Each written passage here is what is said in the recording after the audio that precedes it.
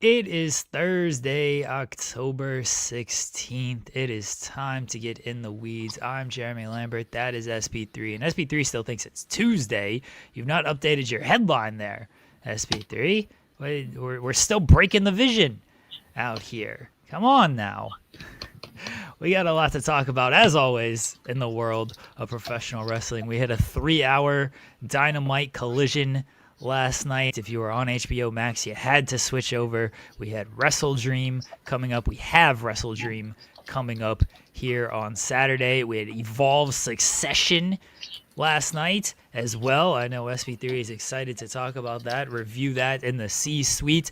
We have Darius Lockhart joining the show at 11 a.m. Eastern. He's going to, I like that headline, he's gonna be joining us here at 11, talk about Ase wrestling and everything else he has going on. Russell Westbrook has found a team. We like that as a big Russ stan. Myself, Starting 5 is out on Netflix. The Thunder documentary is also out on YouTube. I'm 3 episodes left with Better Call Saul. Everybody, I might finish that tonight. Well, we shall see. I might stay up till 2 a.m. again to finish up Better Call Saul. So we got a lot going on, as always. But SP3, how you doing? I am doing well. That was a lot you ran down. I'm usually the one that runs down all that stuff like that. So glad to be here on a Thursday. Thursday is always a fun day here on In the Weeds because we get the best segment on In the Weeds, best segment on Fightful, Overbooked, best segment in Fightful as well, because we draw attention to a show that is lacking attention. Because I heard the disparaging remarks from Jeremy saying that SP3 is the only person that watches Evolve. That's the whole point. That's the point. That's why I invented the C-suite. I watch it so no one else has to. And I get to enjoy the greatness. Because I told everybody, I told you, Jeremy, episode 1 of Evolve, all the way back in March, I was like, yo, that Kendall Gray, best spear in the game. I said it to y'all, and y'all weren't listening, but now y'all listening because she's a champion. We're going to talk about it. We're going to talk about Dynamite Collision, 3 hours, way too many matches. But yeah, we're going to talk about that show for sure. Guys, if you're here... And the new best game in the world, Jeremy. Where in the world is Andrade El Idolo? What a great man he is. We will talk about Andrade. SP3 might have a TikTok game for us as well. So, you never know what's going to happen here on this show, especially when it's me and SP3. But real quick, I'll tell the story in a second. Let me get the other pleasantries out of the way. Leave a thumbs up on the video if you are here. That helps us out. Subscribe to the channel. See, I got to stop talking so we can get fire. There we go. No. Premature, short-lived fireworks. There we go. Leave a thumbs up on the video. That helps us out. Subscribe to the channel. That helps us out. Leave a super chat. Matthew's already left a super chat. We will read that later on, Matthew, when we talk about AEW Dynamite. Do not think we forgot about it or anything like that. But leave a super chat. Get your question, comment, statement right on the air. The audio feed is back. Shut the hell up, Louie. The audio feed is back. It returned to form, I think 2 days ago. We finally got it all fixed. Again, I apologize that it took about a month for everything to get fixed, everything to transfer over. But it's back now. If you're listening on iTunes, if you're listening on Spotify, however you're listening, if you're listening on the RSS feed, however you get your podcast, we are there. Leave us a good review on iTunes, Spotify.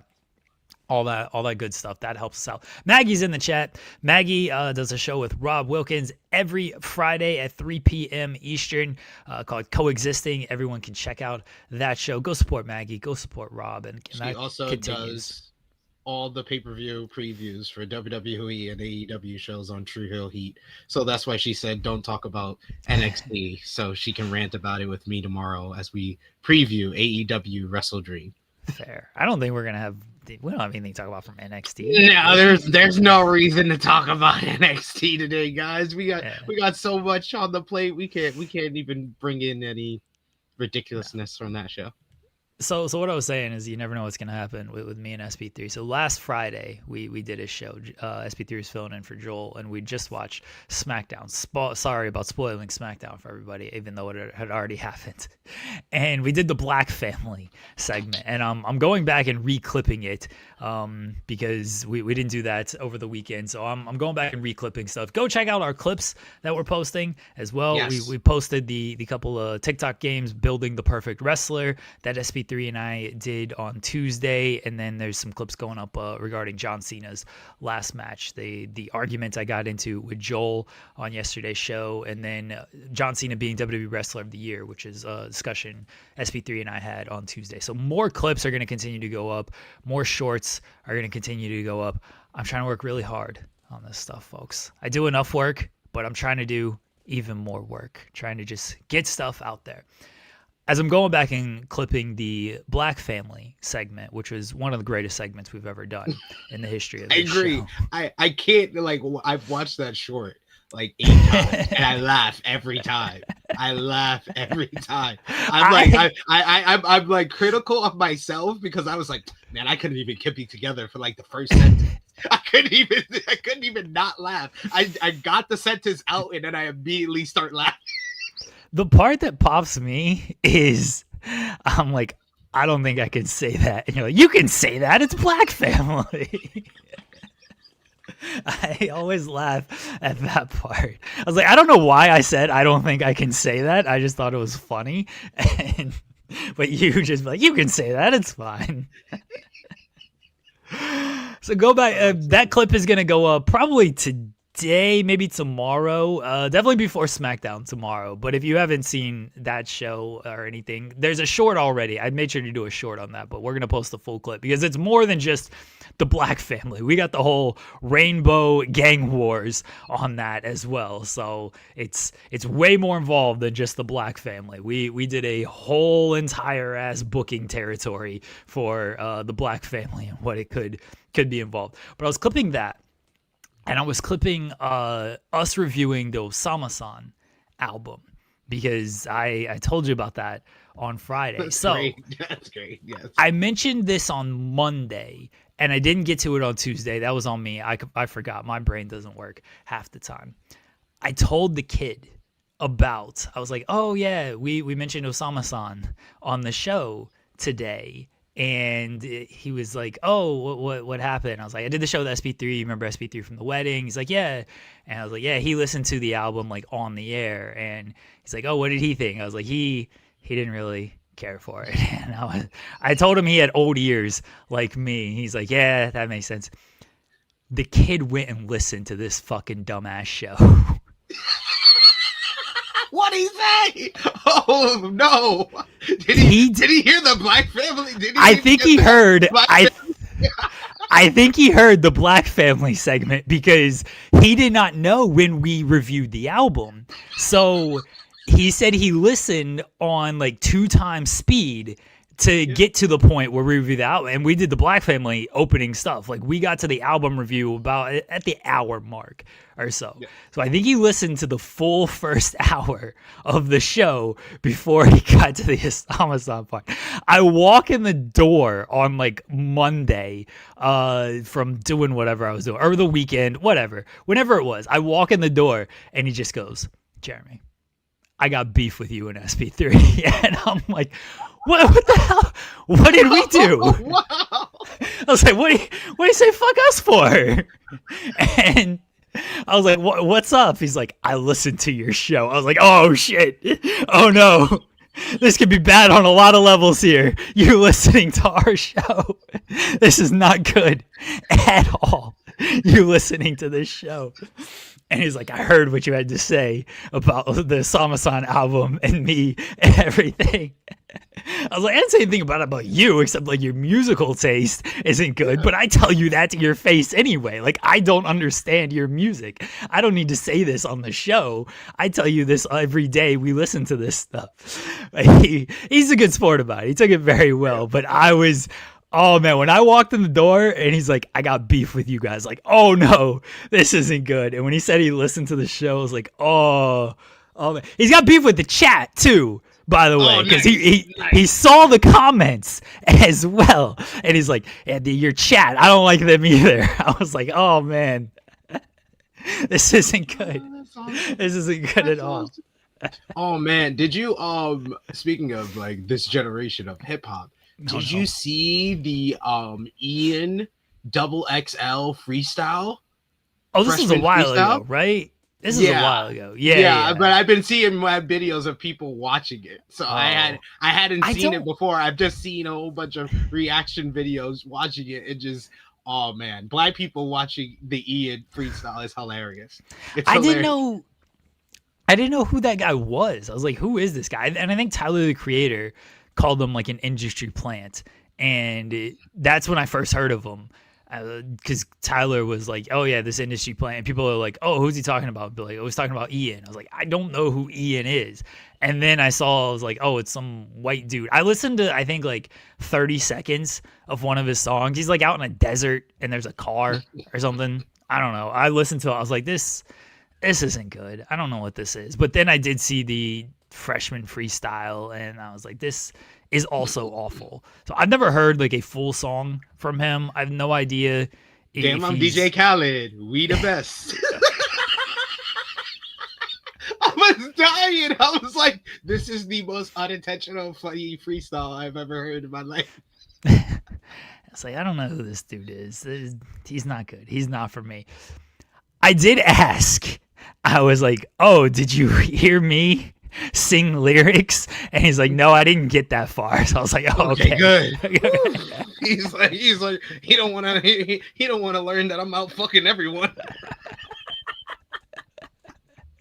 The stuff he listens to, I mean, it's out there, you know, like the rap it's rap, so you know what I mean. Like they talk about like all these rappers smack bitches and say other words. So, I listen to the stuff he listens to because he plays it. So I'm like, oh yeah, they're talking about fucking and pussy and all this stuff. There's this one song talking about like busting on someone's eye and everything. I'm like, what is this? What are we doing this is here? What kids are listening to nowadays.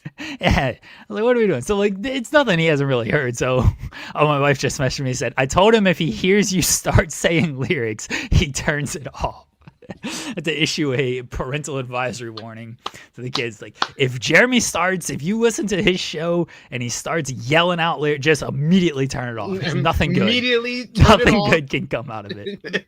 You don't need to listen or watch any further after that. Yeah, nothing good can come out of me yelling out lyrics and everything.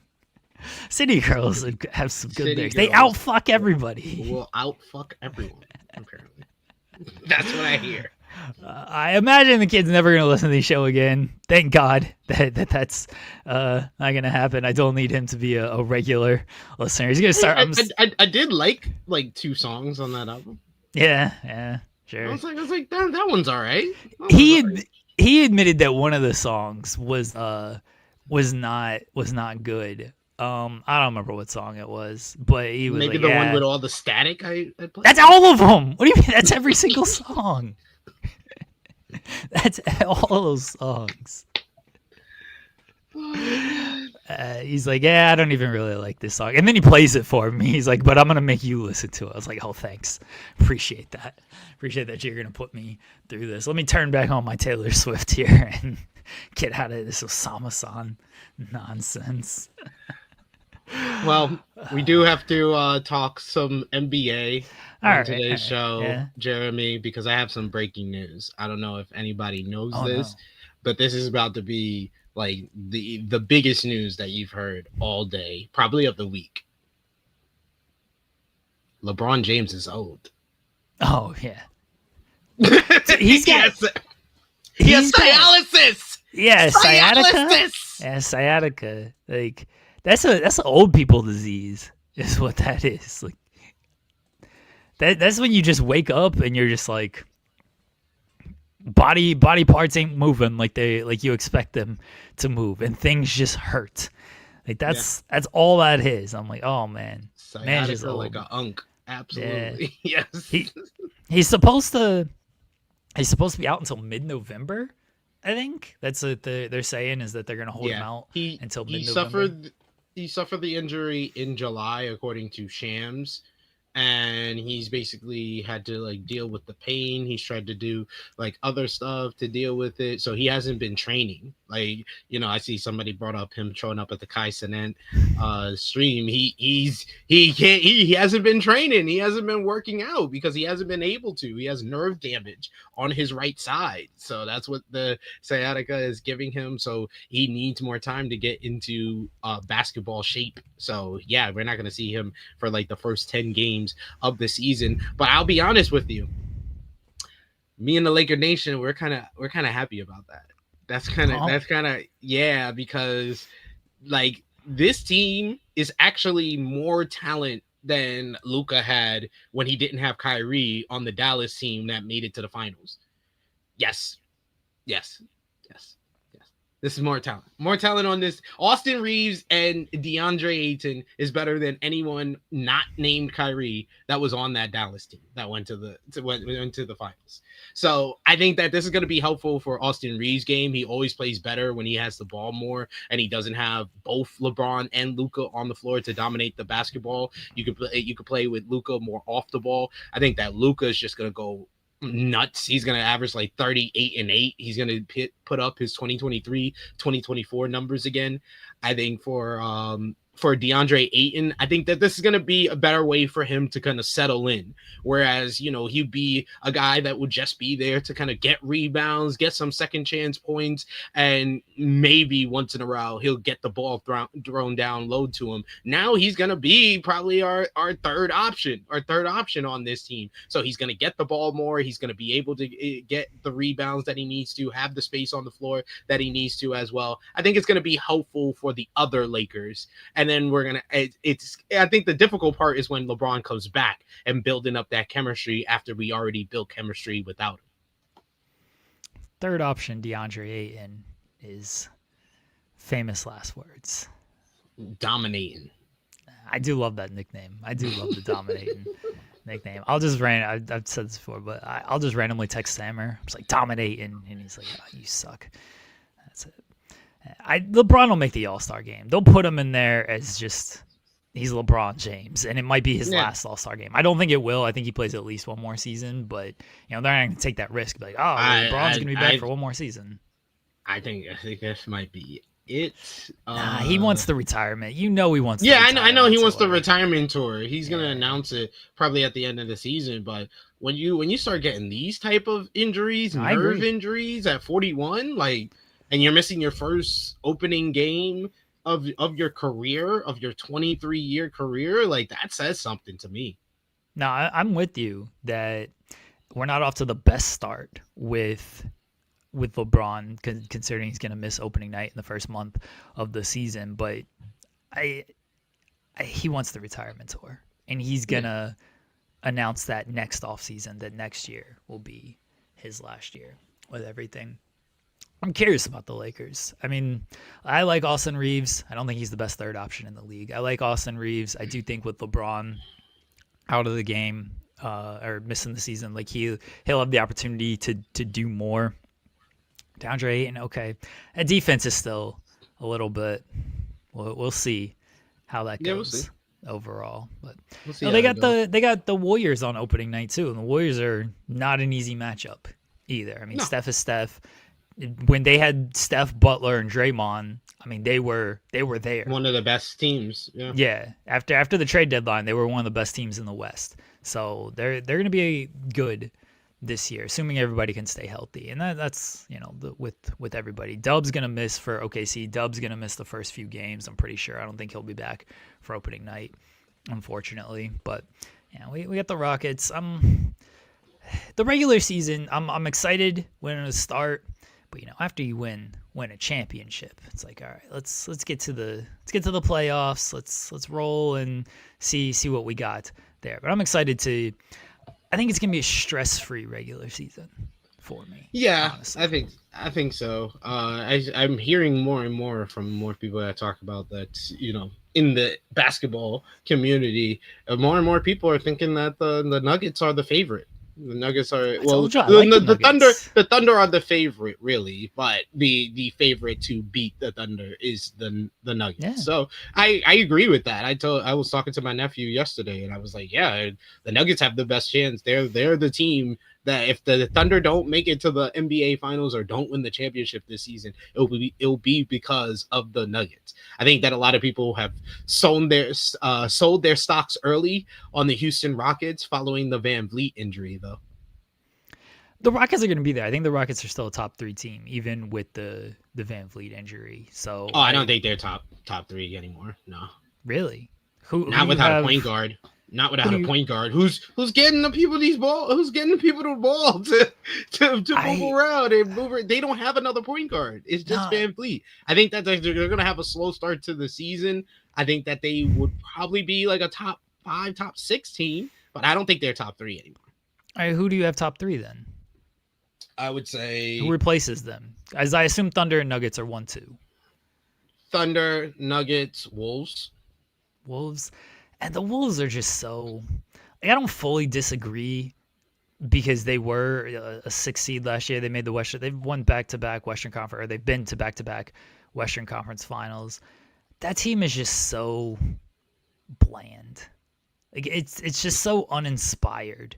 I like Anthony Edwards. I really do. It's so bland. It's uninspired. When your second best player is Julius Randle, and your third best player is former Rudy Laker Gobert. Great Julius Randle. Excuse me, sir. You know what? The Clippers. I know people are down because of the Clippers' age and everything, but they got depth. They got talent. If they can stay kind of healthy, then that's a good team. I know you're down on the Clippers compared to most people, but if they got enough hearing aids and life alerts, they can probably like make it far, but I don't think they're gonna be a top 3 team in the Western Conference. I don't know. I like the Clippers were a 5 seed last year, so I think they have a shot. I think they have a shot, but I hate the Clippers. So I will never say that they will be a top 3 team in the West, and I don't think that they're gonna have that team intact for the whole season. So yeah, because of that. They're probably gonna get banged up, but I mean, I think it's gonna be a surprise team. It's gonna be the Spurs. The Spurs. The Spurs, it feels like, are the Thunder of 2 years ago, or maybe 3 years at this point, depending on how you're looking at it. I think 2 years ago. They're the Thunder of 2 years ago. So the team that was the 1 seed and lost in the second round. I don't know about that. I think they're a play-in team this year. We're going to do our big preview next week. Probably next Tuesday will be our big preview. I have talked to James Snotty Drippin, so he's hopefully going to join us on Tuesday for our preview. People are saying, all right, so I love Naz Reid. He never misses against OKC except in the playoffs, but I think Naz Reid is great. Wolves' second best player is McDaniels. Tell Julius Randle that McDaniels is the second best player because he doesn't believe it. Julius Randle is going to continue to get. Tell Rudy Gobert that. Rudy Gobert don't believe that either. Julius Randle is going to continue to play like he is the second option, and that's part of the problem with the Timberwolves as well. It's just like they're a good team, and the fact that they've made back-to-back Western Conference Finals is no short feat out here. I think Anthony Edwards, he's going to continue to get better. He's already really good. He's going to continue to get better. The Wolves are a good team, but I can't buy your team with Julius Randle as the second best player. I just can't.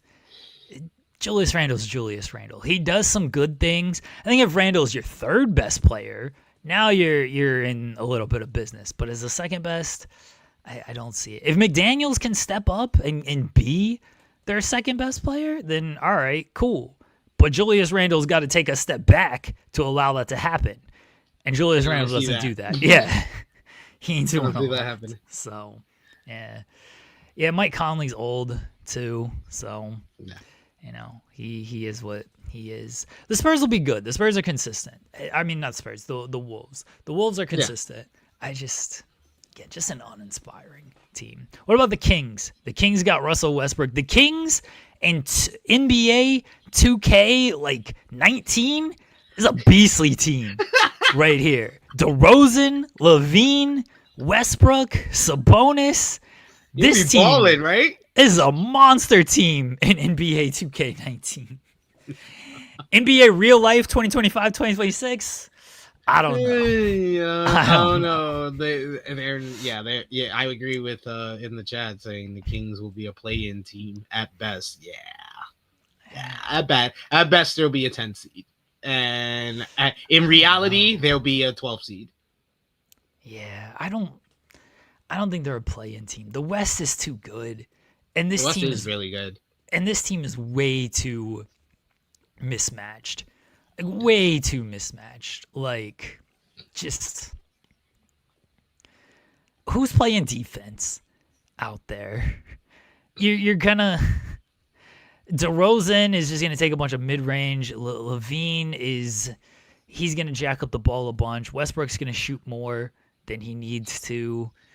He's like, this is my team now. It's me and Sabonis team now. And yeah, Westbrook's gonna be like, wait a second, I want an MVP with Domantas Sabonis as my starting power forward. Why can't we just do that again? Exactly. I'll just do that. That's not a good team. And the West is just way too good. Way too again, deep. It looks like a nice team on paper. It's a nice team even in NBA 2K today because these are like tradable pieces. So you can trade DeRozan and get something good. You can trade LaVine and get something good.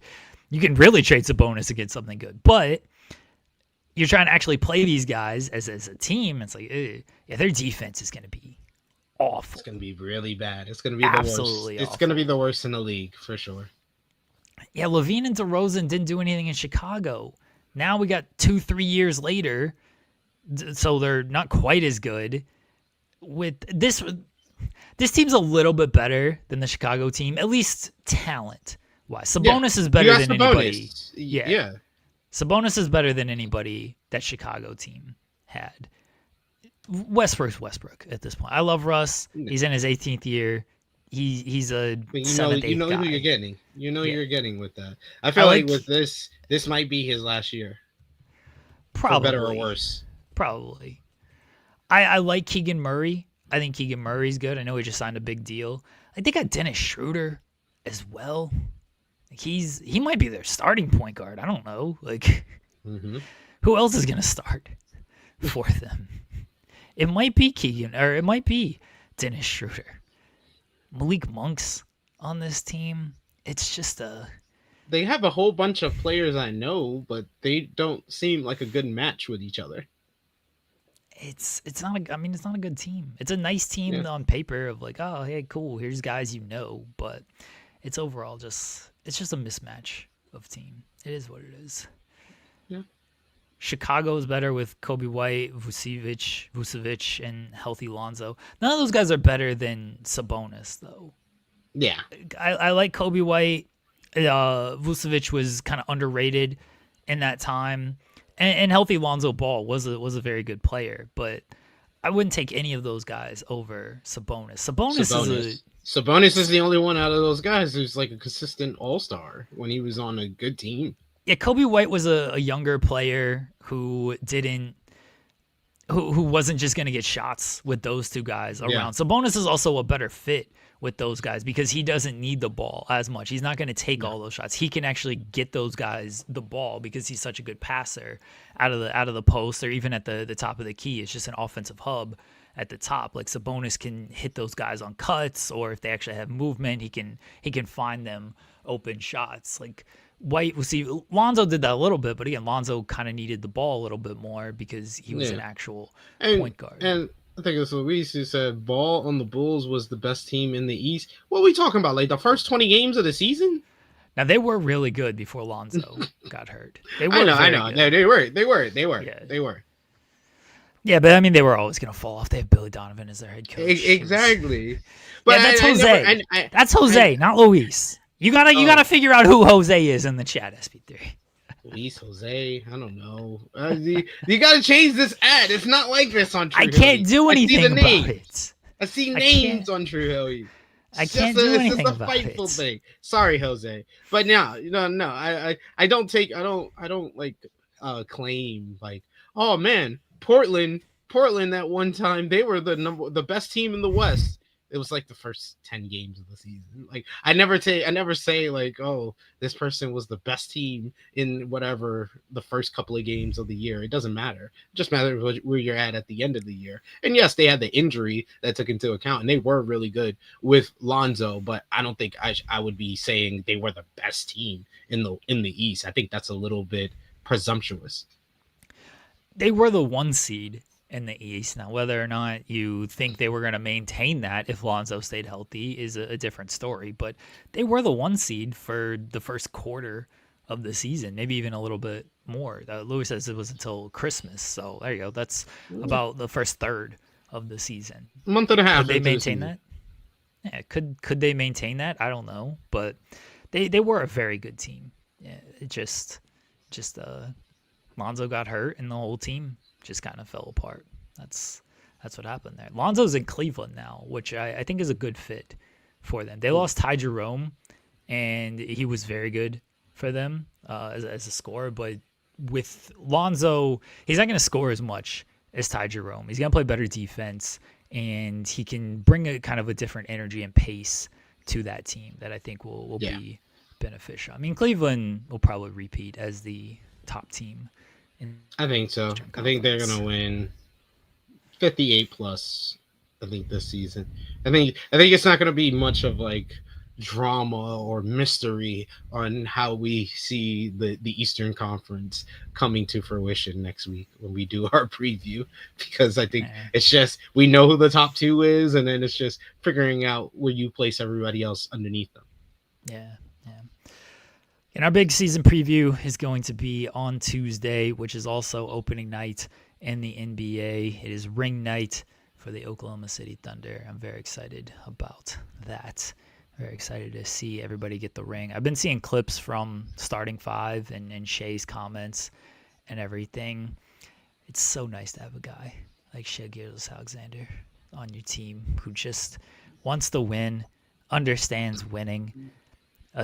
One championship is a step in the right direction. That's it. The goal's not done. More things to accomplish. Love Shai. Greatest player in OKC Thunder history. Don't let anybody tell you different. There you go. Yeah, I'm ready. I'm ready for the season. I'm excited. Excited for the start of the season and opening night. Warriors, we're coming for you. There was a discussion yesterday on a different show, not a wrestling show, a sports show. They're talking about quarterbacks and how some quarterbacks just aren't gonna win a championship. And like everyone expects these guys to win a championship, right? Like, oh, Josh Allen's gonna win a title, Joe Burrow is gonna win a title, Lamar Jackson's gonna win. All these guys are gonna win Super Bowls, right? They're all great quarterbacks. They're gonna win. It's like, well, it's not gonna happen.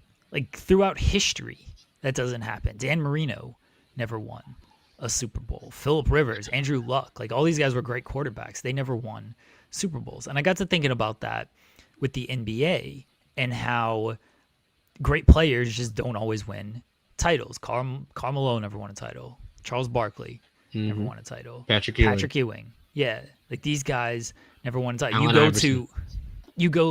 Iverson, Tracy McGrady, Vince Carter. You go to kind of this era of guys. Chris Paul may never win a title.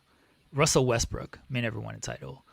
James Harden may never win a title. Carmelo Anthony will never win a title.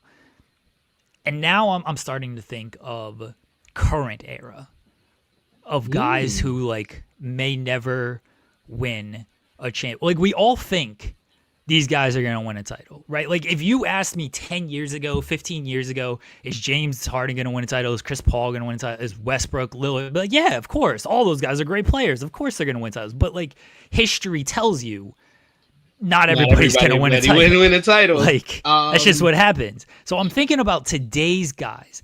So I'm going to ask you, SP3, give me one player that you feel super confident will win a title from today's generation, and give me one player you feel pretty confident. It's like, yeah, he's probably just never going to win a title as great as he is. Who I think is going to win a title from this era? Yeah. Luka Doncic. Okay. Who I don't think is going to win a title from this era? I got it. I got a easy one, and then I got maybe a more kind of out there one. The easy one is Ja Morant. He's never winning a championship. Okay. All right. I don't think he's ever winning a championship. All right. The more kind of out there one, I can go two ways with this, because there's two names that come to mind when I think of like out there, like, oh, who is not going to win a championship from the. Well, another easy one is Jimmy Butler. Jimmy Butler's not. I don't count Jimmy Butler as like this. Yeah, because you're right. You're right. He is from that. Yeah, he's more Paul George generation type. Yeah, player. You're all right. The two that come to mind are both from the East. It is what Louis said, his boy Pablo Banchero and Jalen Brunson. You think win or don't win? Never win a championship. Never win a championship. Okay. All right. A guy who I feel very confident is going to win a title is Wemby. I feel super confident that guy is going to win a championship. Probably the most confident I am is Wemby and Cooper Flag. Okay. A guy who I'm counting him as this generation. He's a little bit older, but I'm still going to kind of count him as this generation. And I'll give you one that is maybe a little bit younger and the thing. I don't know if Joel Embiid's ever winning a title. Oh, that's an easy. That came to my mind too, but I thought that was too easy. Yeah.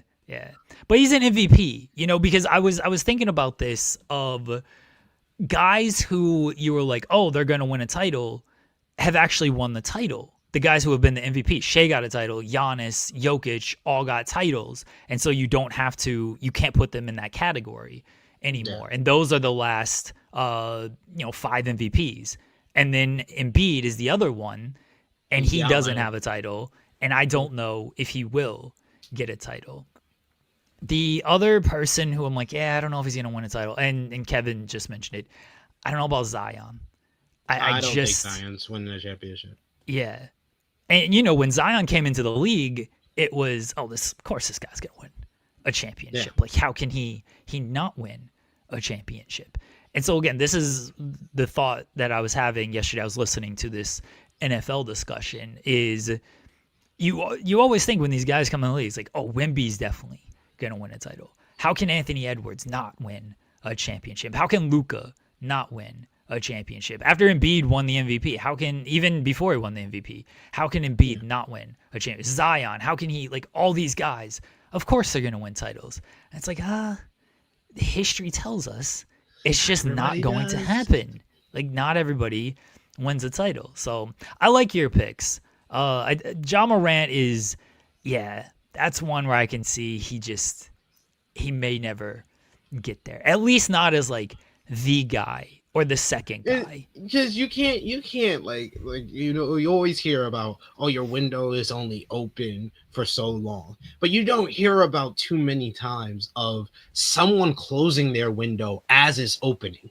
And I think that's what Ja Morant did with his off the court antics. Because like Memphis Grizzlies, they seem set up to be a powerhouse Western Conference team for like the next 5 years. Like 3 years ago, it was like 3-4 years ago was when they were the hot new team in the Western Conference, and just everything he did off the court closed that window just as it was opening.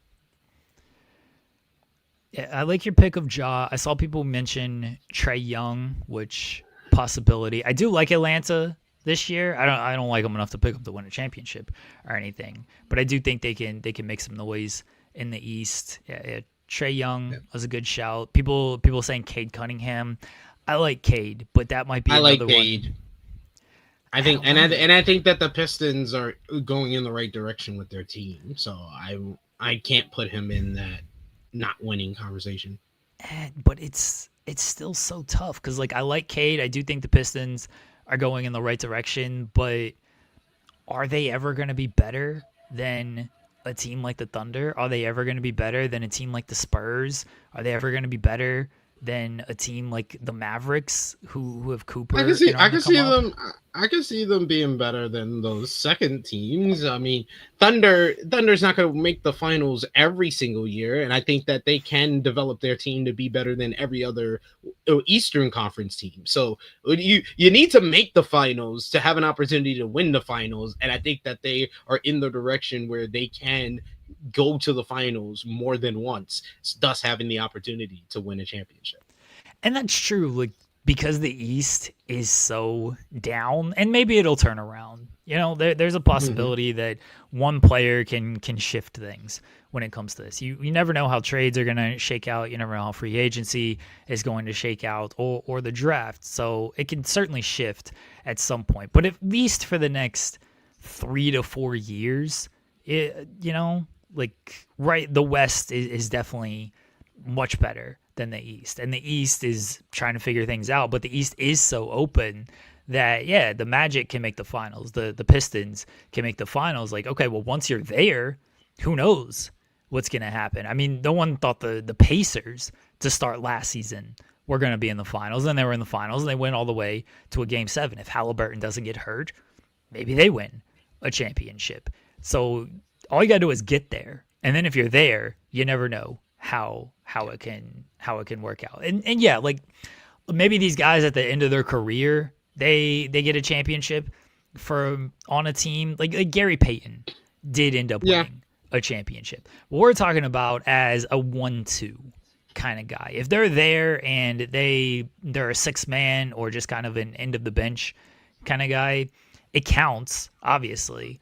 But for the point of the discussion that we're having, we're talking about them being kind of a 1-2, maybe even 3 option. You could just use the example of like just look at Jason Kidd's career.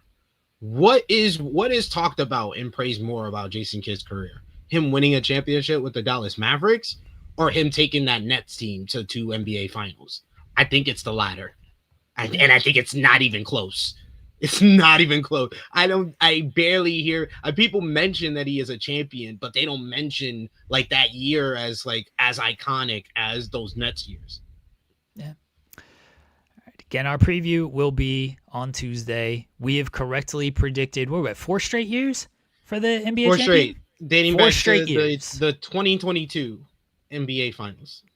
Oh, there you go. 4 straight years. One of us has correctly predicted the NBA champion before the season started, folks. Not before the playoffs, not in the finals or anything like that. Before tip-off, SP3 or I have correctly predicted the NBA champion. So all you got to do is listen to the show on Tuesday, and you know how the finals is going to play out. You know whoever SP3 picks or wherever I pick, they will win the champion. Put the money down on both of those teams. You got a 50-50. Either way, you're coming out ahead because all the odds are in the plus. Maybe the Thunder have minus odds, but I don't think so. I'm pretty sure all the odds are in the plus. You're winning money either way. There you go. Tune in next Tuesday for our season preview. Let's hit on Andrade right fast. A lot of stuff going on with Andrade. So Andrade got released by WWE in mid-September, reportedly due to wellness violations, whether he didn't show up, whether he failed, regardless, wellness violations for Andrade. He showed up on AEW Dynamite on October 1st, which was not within 30 days of a non-compete, not within 90 days of a non-compete. It's in 3 weeks of him leaving WWE. And then he hasn't been on television since then. And people are hasn't even been mentioned. People are like, where is Andrade? What's going on with Andrade? The Wrestling Observer and Brian Alvarez reported that it has something to do with his non-compete clause and that WWE sent a letter to AEW about the non-compete, and reportedly he had a non-compete when maybe people in WWE didn't know he had a non-compete. This is a new report from PW Insider, who says, we are told that after he began making appearances in Mexico and the United States, WWE clarified to Andrade And even though he was not going to get the traditional 90 days pay following his release, Andrade was still subject to the 90-day period where he could not perform elsewhere. As one WWE source explained today, the company was not going to have a system in place where someone could theoretically leave the company due to violating their policies and then walk off to end up elsewhere the next day. It was described to PW Insider that would be a loophole the company could not allow to exist. So, according to this report, that because he was cut due to the wellness policy, he was not going to be paid for his 90 days, but he was still subject to the 90 days where he could not appear elsewhere. He showed up not only on AEW, but he was announced for shows in Mexico. He won the Crash Championship a couple days after showing up in AEW. He's been pulled from a couple of events. He can't defend it for 3 months. What is this? What are we doing here? Yeah, how is this legal? Like, wait a second. You can't work anywhere for 90 days, but we're not going to pay you for these 90 days. Yeah. I would tell them that doesn't make sense. Like, I see Kevin in the chat say this looking bad for AEW. No, you actually have that in reverse. It looks bad for WWE. Because, you have to assume that AEW did their due diligence, and what they had in writing with WWE and Andrade wasn't what was actually the case. And this is all this WWE doing their due diligence on the back end instead of on the front end, because there's no way that if Andrade was told you're under a 90-day non-compete clause and you're not going to get paid for it, is Andrade going to be quiet about it, first of all? Second of all, are you going to even allow them to even sniff around him? There's no chance AEW would have had him on TV if there was even an inkling that Andrade had a 90-day non-compete clause. There's no way that WWE would allow him to be on AEW television. And anyway, if they heard an inkling, if they heard even a rumor, they would have called him and let him know you're under a 90-day non-compete clause. It does not even sound right that you're under a 90-day non-compete clause without getting paid. But it's just, a lot of this is just very convoluted and confusing, and it's a lot of things going each way. It's a very messy situation. I think the only thing that's bad on AEW's part is that now they're a part of it when they could have been away from it. So how much do we think that WWE just didn't believe he was going to go to AEW? And that is why they're like, yeah, you got a 90-day, we're not going to pay you, but you want to do these Mexico independent show, whatever. Like, we don't care if you want to show up for there. You want to make your money in that way. You want to do a House of Glory. You want to do conventions. Okay, cool. Like, we won't really say anything, even though you got this 90 days, but we're not too concerned about that if that's all you're going to do. And then the moment he shows up on AEW, then they're like, whoa, buddy. You got a 90-day non-compete. We're not paying you for it, but you got a 90-day non-compete. I think there's some truth into that. I could 100% believe that WWE was like, yeah, 90 days, but we'll kind of sort of enforce it as long as you're just kind of doing Mexico independent shows or just other various independent shows. Like, we ain't concerned with that kind of stuff. But the moment you show up in AEW, then it's like, okay, now we are concerned with this 90 days. That sounds more like hey, that's my take on it, is they didn't care until they had a reason to care.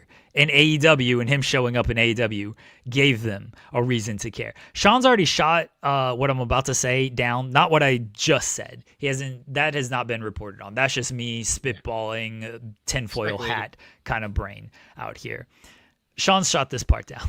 My favorite theory is Andrade knew he had this 90-day non-compete and still went to AEW and was like, fuck it. I don't care. Put me on television. Do I have a 90-day non-compete clause? No. Nope. Tony's like, he goes to AEW, he's like, hey, can I show up on TV? And Tony's like, do you got a 90-day non-compete? You got a 30-day non-compete? He's like, no, of course not. What are you talking about? I'm done. With the promo he did to Darby back in like how you know? He's like, no, relax. Relax. How you know? I got no 90-day compete. No. Tony's like, okay, sure. That's what we'll do then. He's like, he basically did like the Jedi mind trick to Tony. These are not the drones that you're looking for. This is not the non-compete you were looking for. I have no idea what you're talking about. What were you saying? Oh, do I want to debut and face Kenny Omega? Yes, sir. Sean's already shot that down. He said that's not what happened, but that's my favorite theory is Andrade was just like, no habla inglés on 90-day no compete. I don't know what that means. Non-compete? What? I want to compete. No, Tony, I want to compete. And Tony's like, do you have a non-compete? He's like, no, I want to wrestle. No, I want to. I want to compete. I want to be competitive. Tony's like, oh, okay. All right, sure. So I don't know if Andrade is going to be on television for the next 90 days or beyond that, if this was some type of broken agreement with everything. Tony's doing a media call at 3. I assume someone will ask him about it. It's very possible Tony says, well, this is a legal matter and I can't comment on it. I hope Tony is in a surly mood and is like, you know what? This fucking company sent us a letter saying we couldn't. I ain't say a damn thing when they counter programmed. I didn't say nothing. But they would have ruined my big surprise on the 6th anniversary. I got something to say today. They're not paying this guy for his 90 days. This isn't enforceable. We're going to take them to court over this. We are suing over this. That's what I hope we get out of Tony. He's gonna hit him with the all out 2022. I'm not just gonna sit here and take this shit. That's what I hope we get. That's what I hope we get out of Tony. Instead, I expect, it's a legal matter. You know, we're still looking into things, and we're gonna handle it. And we hope to have Andrade back. And you know, Andrade is a big part of our television. It was a great surprise when we brought him back, and he's a big part of the Don Callis family. Like, okay, Tony. All right, we get it. But yeah, I need Tony to just go unhinged on them with this whole thing.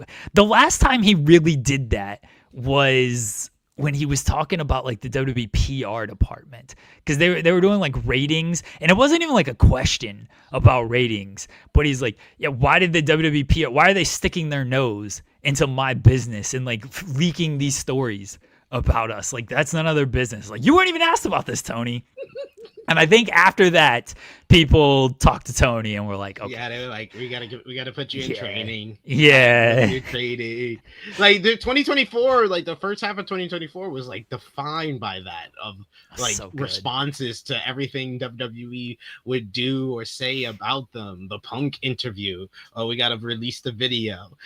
Triple H talking crap about running away from the grind. Oh, we need Will Ospreay to clap back in a promo.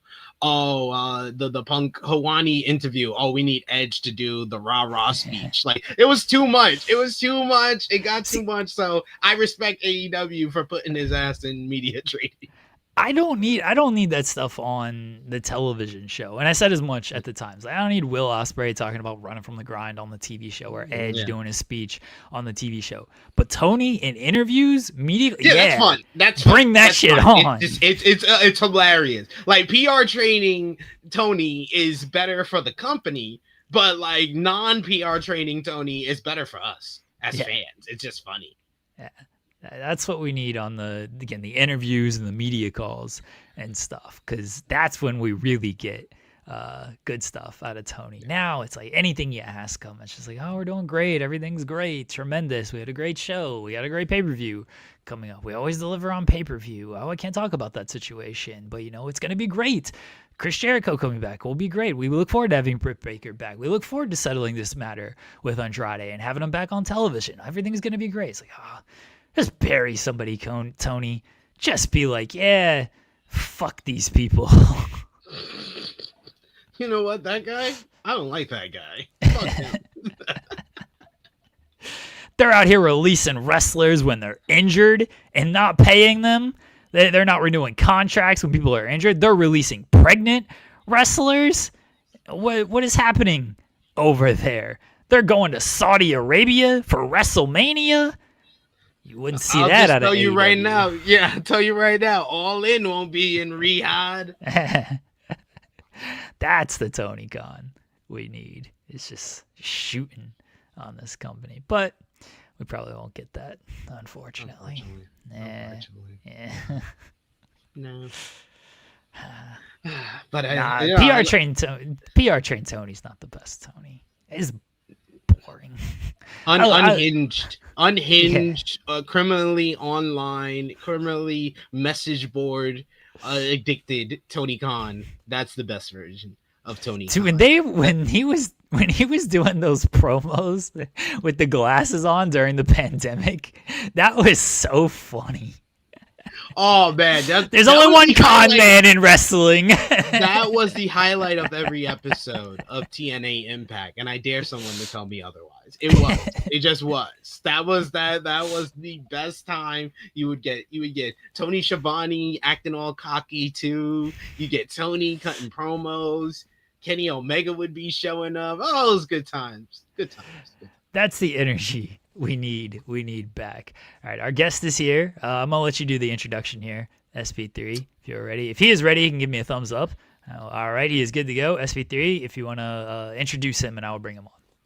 He is one of the best technical wrestlers in the independent game today. He is one of the heads of Ashe Wrestling, here to talk about the big show this Saturday, close to midnight. It is Darius Lockhart. How are you doing, sir?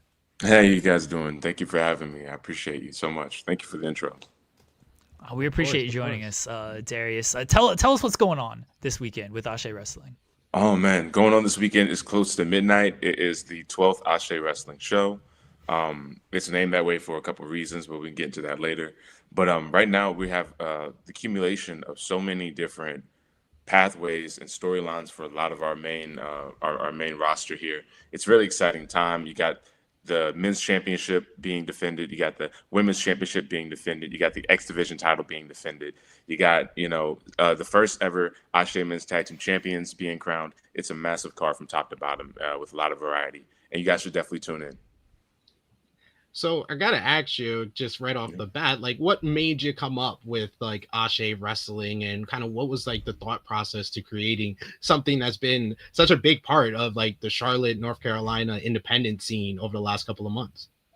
Yeah, well, Ashe came from a place of love. I often call it my love letter to professional wrestling. I often, what I needed to do, I also wanted this to be a vehicle to celebrate kind of the diaspora and community, the sense of community at large. This is just kind of really a beautiful rainbow coalition of what wrestling could be if people were amplified to their best selves, if people were understood by an artistic vision that serves them rather than, commodifies them and puts them in a box.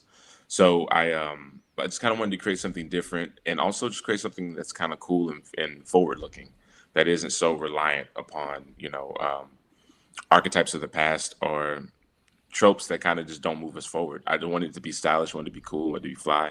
And it just came from a place of love. We started in 2019 brainstorming this thing, me and a couple of friends, and then it kind of became more of a solo project with these friends still being kind of somewhat involved. We debuted 2023, December 1st. We're gearing up on 2 years now, so it's been a beautiful time. That's my alarm to tell me to talk to y'all.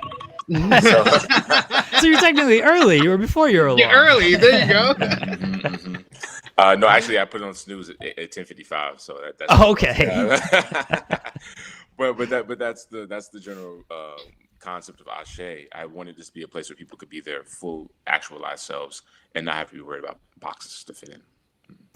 You mentioned the name close to midnight, and mentioning kind of how you came up with that, more insight. So I would like to hear more about what the name means. Well, yeah, absolutely. Well, close to midnight, it's the opening line of Thriller. This is October. It is Halloween season. You know what I mean? We're doing a Halloween costume contest. So it was only right to pay homage to something so culturally specific and just being, it's close to midnight. Plus, it is our 12th show, close to midnight. Also, Billy Dixon is not only a Michael Jackson fan, but this is his retirement year. He's getting up for retirement next year. And this could be his very last shot at the Ashe Men's Championship. So he's in the main event fighting his longtime rival of 6 years, Darius Carter. And so they have been going at it. And this could possibly be close to midnight for them in their rivalry. Is it close to Billy's time? It's done. So there's a lot of bars here. And also, unfortunately, we were going to have Santana Jackson on this show, but he fortunately had to pull out. So that was kind of a quadruple entendre. Don't even ask me how. But, I was very proud of the stroke of genius, how we kind of came up to that. But it is what it is. Close to midnight is still, still pretty much sums the show up. It's pretty wild. And also, we're about to come up on 2 years. This is our next to last show before our 2-year anniversary. So, very exciting. Mm-hmm. So you mentioned the big main event, and you guys did an excellent 9-minute long video about the history between Billy Dixon and Darius Carter. We had Darius Carter before one of the summer shows for Ashe, and he did call you the other Darius. I want to let you know that Darius is a friend of us, but I just want to let you know that he does call you that.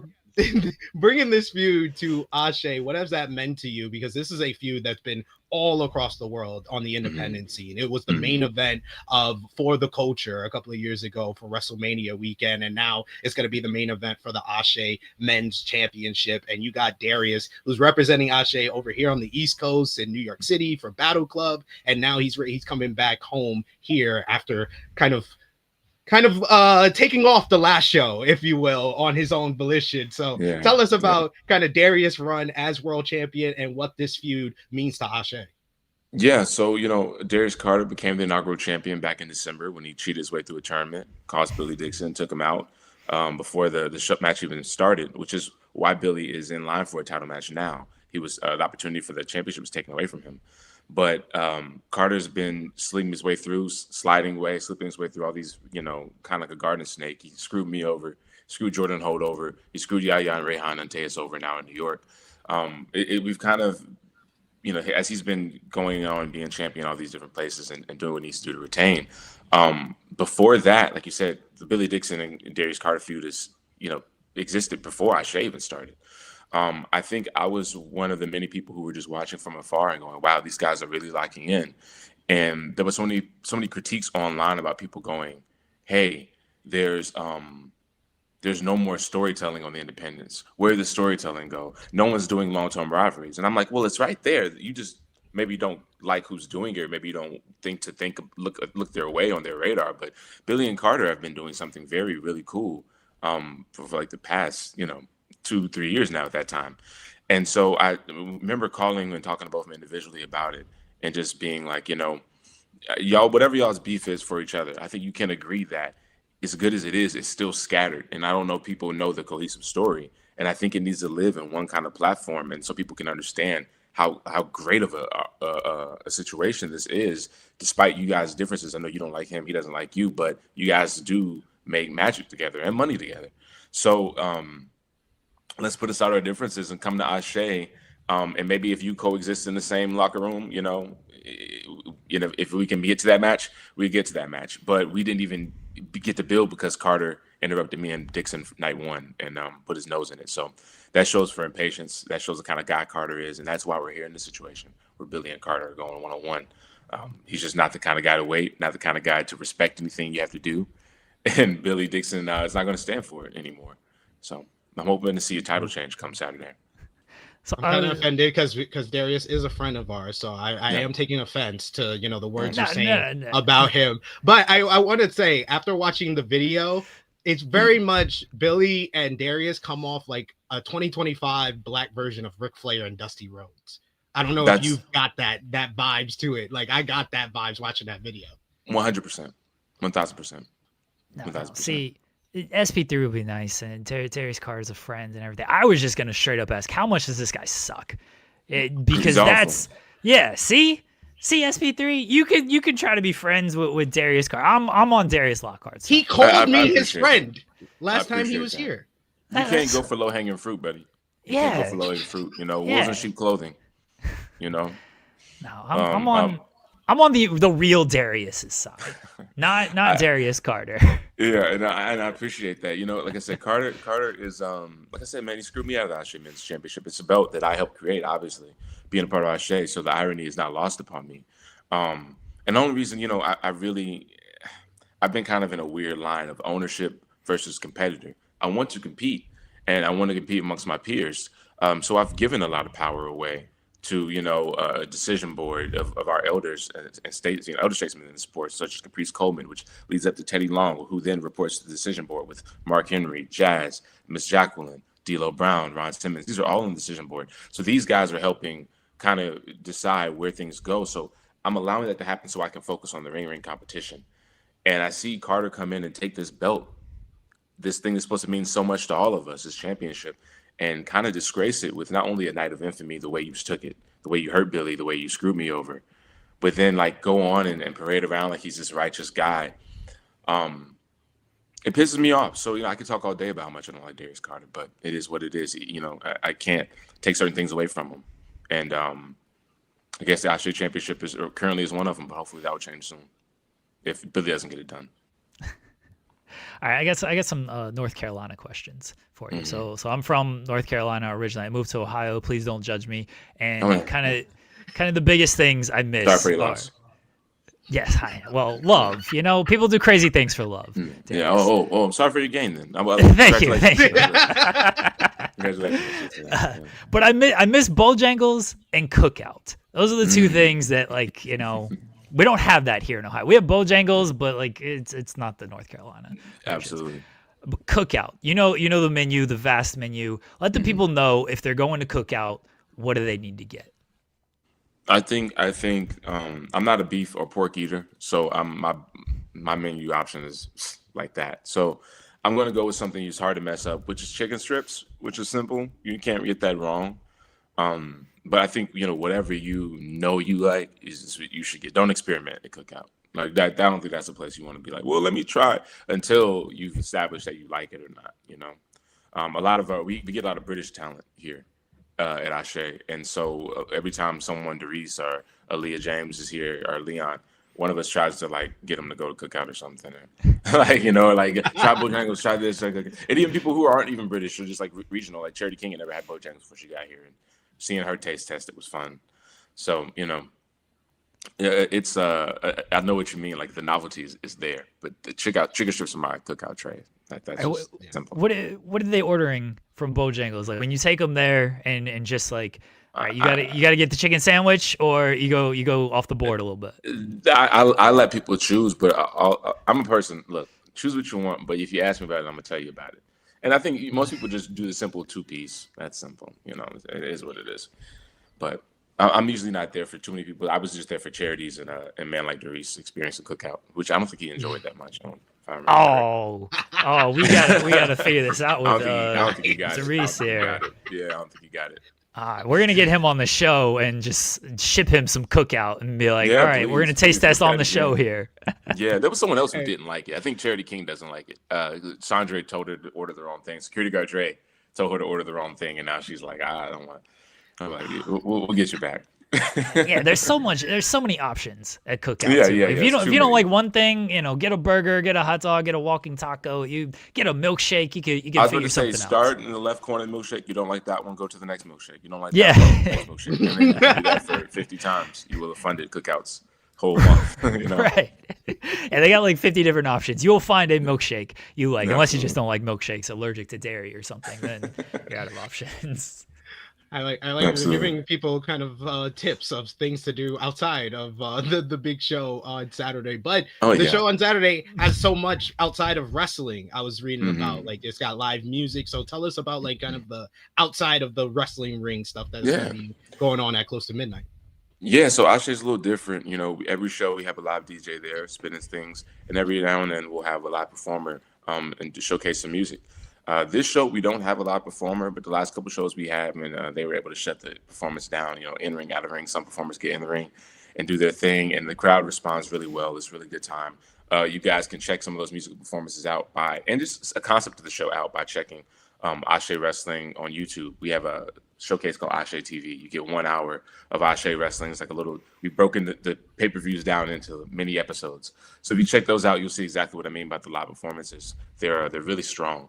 But this Saturday specifically, we just kind of have DJ Steel Wheel spinning, and we have our host Goldman is going to be hosting the pre-show, and he'll be playing some games with the fans as well as guiding the costume contest that we're having. So it's going to be a really good time.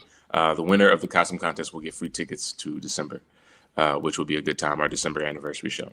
So we're excited. All right, Darius, we have a game we play on this channel. It's called Partner, Promo, Punch in the Face. I'm going to give you 3 names. Pick one to partner with, one to promo against, one to punch in the face. Essentially have a match against. I'm not going to put Darius Carter because that's too easy. I'm going to give you some name, make it a little tough. Okay. All right. So the 3 names we're going to do are Jonathan Gresham, Leon Slater, and Billy Dixon. You know, my instinct is to say partner with Billy because we've done it before, and I think we have kind of a rock and stock chemistry. That just seems to be, that's kind of our deal when we look in the mirror. But I think that I mean, me and Gresham would tie people up, man. We would tie some folks up together. But selfishly, I do want that match, so I'm gonna tag with Billy. Leon, man, he's the man of the hour, isn't he? I guess I'd have to promo against Leon because I really would like to check my technical prowess against Gresham. I really would like to see where I rank in that with him, and if I can keep up to that level of genius. You know, we do 2 different forms of technical pro wrestling. Like Gresham is more like a cyborg. He sees beep beep beep beep beep beep beep, and I'm gonna take this, and I'm gonna go to here, and I'm gonna go to here. And me, I'm kind of more with a paintbrush. What's this? It's more jazzy with me. Where's? Oh, I see this. And then what do I remember? What's instinctual? I just feel it. So I would like to see those 2 kind of styles of technical wrestling collide. I think I would love to see that. And I just want to see if I can get Leon out of the comfort zone too. That'd be fun. Talking back and forth with him. Yeah. Darius, we appreciate you joining us here today. Again, let everybody know what's going on this weekend once again, and where everybody can find you at. Yeah, once again, you guys, close to midnight, check it out this Saturday, Ashe Wrestling. You can live stream it by purchasing a link at AsheWrestling.com or watching on our Patreon. You subscribe to our Patreon after a certain tier. We give you the show automatically. The show features Billy Dixon versus Darius Carter for the Ashe Men's Championship, Charity King versus Leah James for the Ashe Women's Championship. The first ever tag team titles will be crowned between TME and the Ugly Gang. We got Cedric Alexander versus LeBron Cozone, DPW's LeBron Cozone, fighting for the chance to fight whoever the winner of Billy Dixon and Darius Carter is, to fight for number contendership. That should be as good. Also, Leon Slater will be defending the TNA X Division Championship in a scramble match against Treehouse Lee, Saeed Al-Sabah, Soulfly Manilow, and Fast as Hell Ian Maxwell. That's going to be an incredible fast-paced match. Savannah Evans versus Maya World. I'm on the card. Yaya's there. Darian Binkson has a challenge. Check the show out. This is going to be amazing. It's got everything you like in wrestling and more. We're just really entertained. So check us out, AsheWrestling.com for more details. And we hope you can enjoy the show. I want to give a shout out to Gerard, who does the commentary and everything. He's fantastic. He's been on a different show that I do, but he's so good. So I like that you have him doing stuff for you guys, and so I just want to give him a shout out. Him and Swole make a funny team. They're hilarious. Oh yeah. So I mean, Swole's easy. Swole's easy too. And that was just we tried to get her to host once, and it was good. But we couldn't figure out what we wanted her to do, and she's such a usable and viable asset that it's like, do you want her to talk 1 or 2 times on the show about like nothing really, just kind of fodder. So once we like, I was like, yo, you want to do commentary? And she was like, I would love to. And it was just like, oh, pfft. And then once we heard her like do it over and over again, we're like, yo, we can't have you not do this anymore. So you're officially our commentator person. So she's been compared to Heenan and stuff, and I'm just excited about that. That's really cool. People are saying that. It's really dope. Yeah, that's awesome. Yeah. And again, Gerard, he's so professional, and he like adds a level of credibility, I think, to just about anything he does. Yeah, and so it's not surprising that, okay, Swole maybe hasn't done commentary before, but you're working with Gerard, and he makes everybody feel comfortable. So I want to give him a shout out. Well, please shout out to Gerard Bonner all the time at Bonnerfied. Yeah, he's a tremendous mind for wrestling and great presenter, great host, great whatever you need. He's a multifaceted. He's a Swiss Army knife, not even just a professional wrestling employee, but just as a human being. The other day I saw a video of him playing piano, and I was like, Jesus, what can you not do? So, so Gerard Bonner is one of one, man. Yeah. When we did the interview, like we're talking off air and everything, and we're just having a normal conversation. Then we get on air. He puts on like his commentary voice, like his professional voice, and it popped me so much. I was like, this is not the same person we just talked to. Like you went full professional here, but I respect it. The consummate professional. Yes, he's great. Again, it's Ashe Wrestling. Everybody, check it out. This Saturday, it is close to midnight. AsheWrestling.com for more details. Pre-show at 4:30. Live stream on YouTube, and then at 6 o'clock you have to purchase a live stream or watch on Patreon. Sorry, I forgot to say that. Gotcha.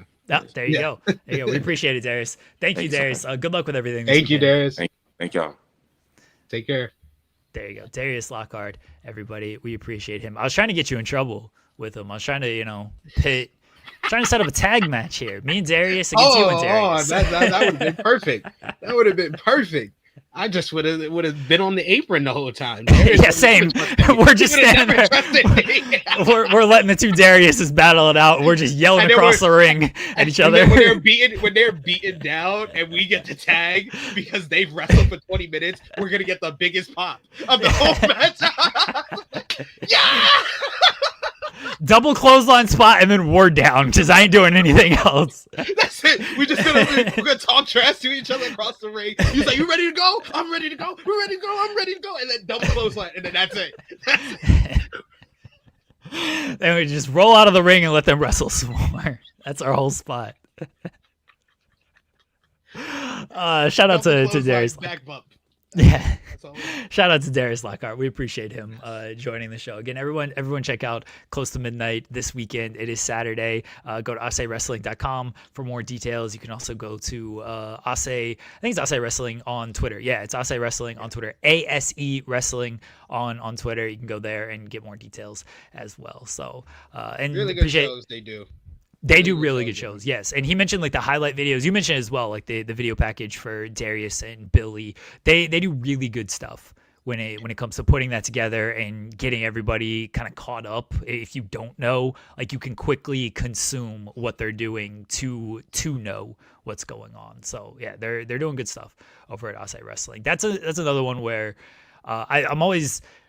I love being in Ohio. The love of my life is here, and it was the best decision I've ever made. But I do miss about North Carolina, besides the food, DPW and Ase Wrestling. Like the independent scene out there is really good, and I do miss like not being able to go to those shows in North Carolina. But I wouldn't trade that for what I have.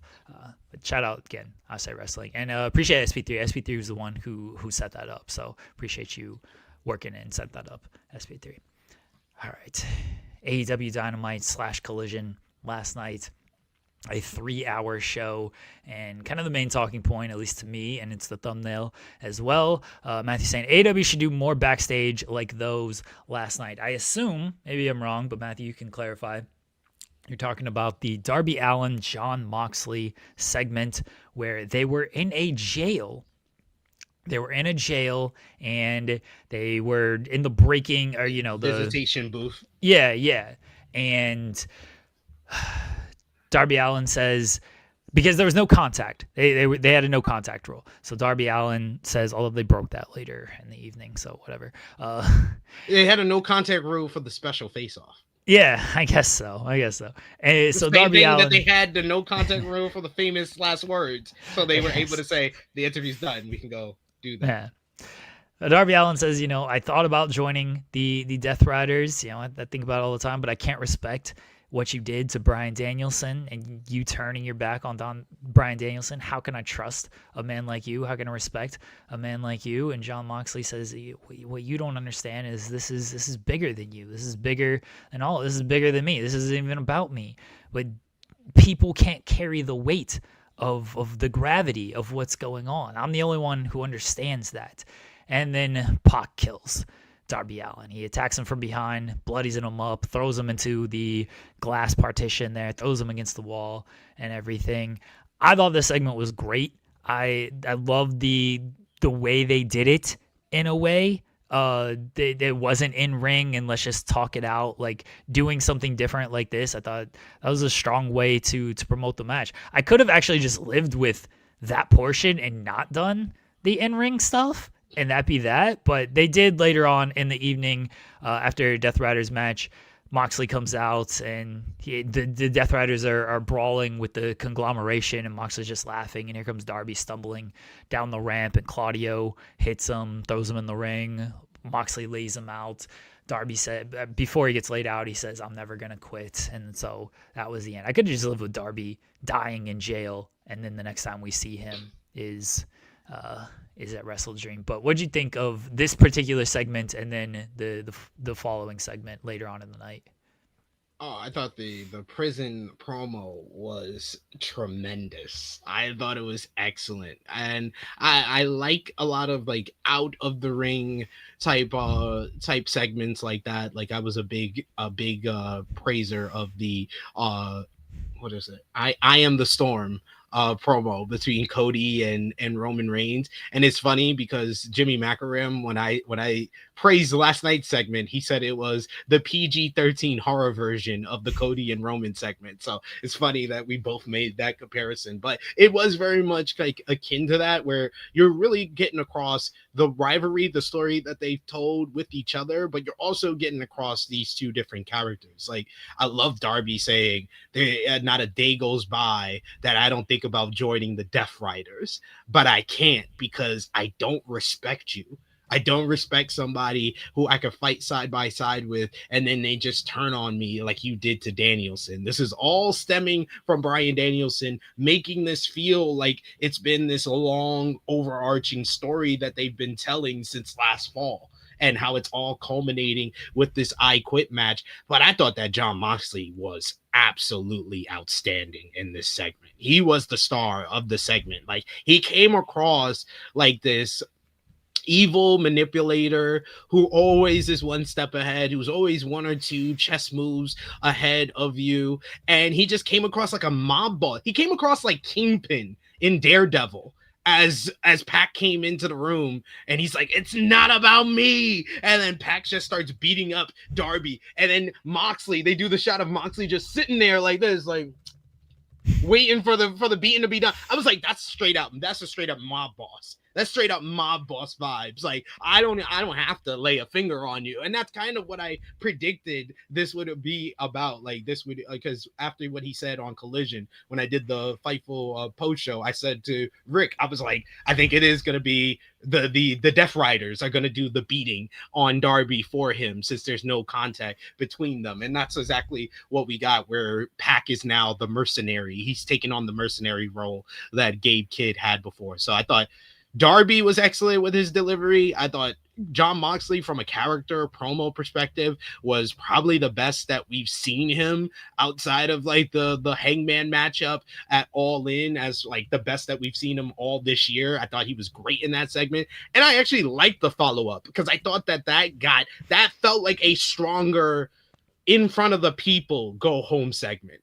Like I like this. I like the prisons. I love the prison segment. The prison segment, as far as like production and how it was laid out and how it started, middle, end, might be one of the best segments that AEW has done this year. But as far as like, there wasn't enough in front of the camera go home segments, and I know they tried to mix it up by doing a little bit of both with the two major ones, with the famous last words and the special face off. I would have done the famous last words all in front of the fans instead of doing that backstage, considering you were going to do a long long pre-tape like this, I think that it would have made the show flow a little better. But I loved loved it because it really got across that Darby will fight back against anything. Because you said Claudio hit him and then he threw him in the ring. No, that's not how it went. Darby comes out like a zombie, and then Claudio hits him with the uppercut. And then the zombie just keeps moving. He keeps heading towards Jon Moxley. Then Pac gets him with a pump kick. And he keeps getting up and going towards Moxley. Then he gets jumped by both Wheeler and Danny. But he keeps moving and he keeps getting jumped. Then Marina hits him with the knee and you think it's over. Then they do the cut. They cut the shot. The production has been really good lately for AEW because that was a great shot of them cutting over to the other camera, to the other side. So you could see Darby put his hand on the apron and drag himself into the ring. And then him pulling out, because the last line that he said in the prison promo was, he's like, that flag that I put on the top of Mount Everest, it represents AEW, it represents hope and opportunity, and you're trying to chip away from everything that means. And I have that flag in my room, and I look at it every day, and I think about what AEW means to me. I think about what I was able to do at Mount Everest, and what I'm gonna do is, before I put that flag back in my room, I'm gonna choke you with it and make you say I quit, to make sure the Death Riders know what you say doesn't mean anything. And then him bringing out the flag at the end, I was like, you put the two segments together, that's a great go-home segment.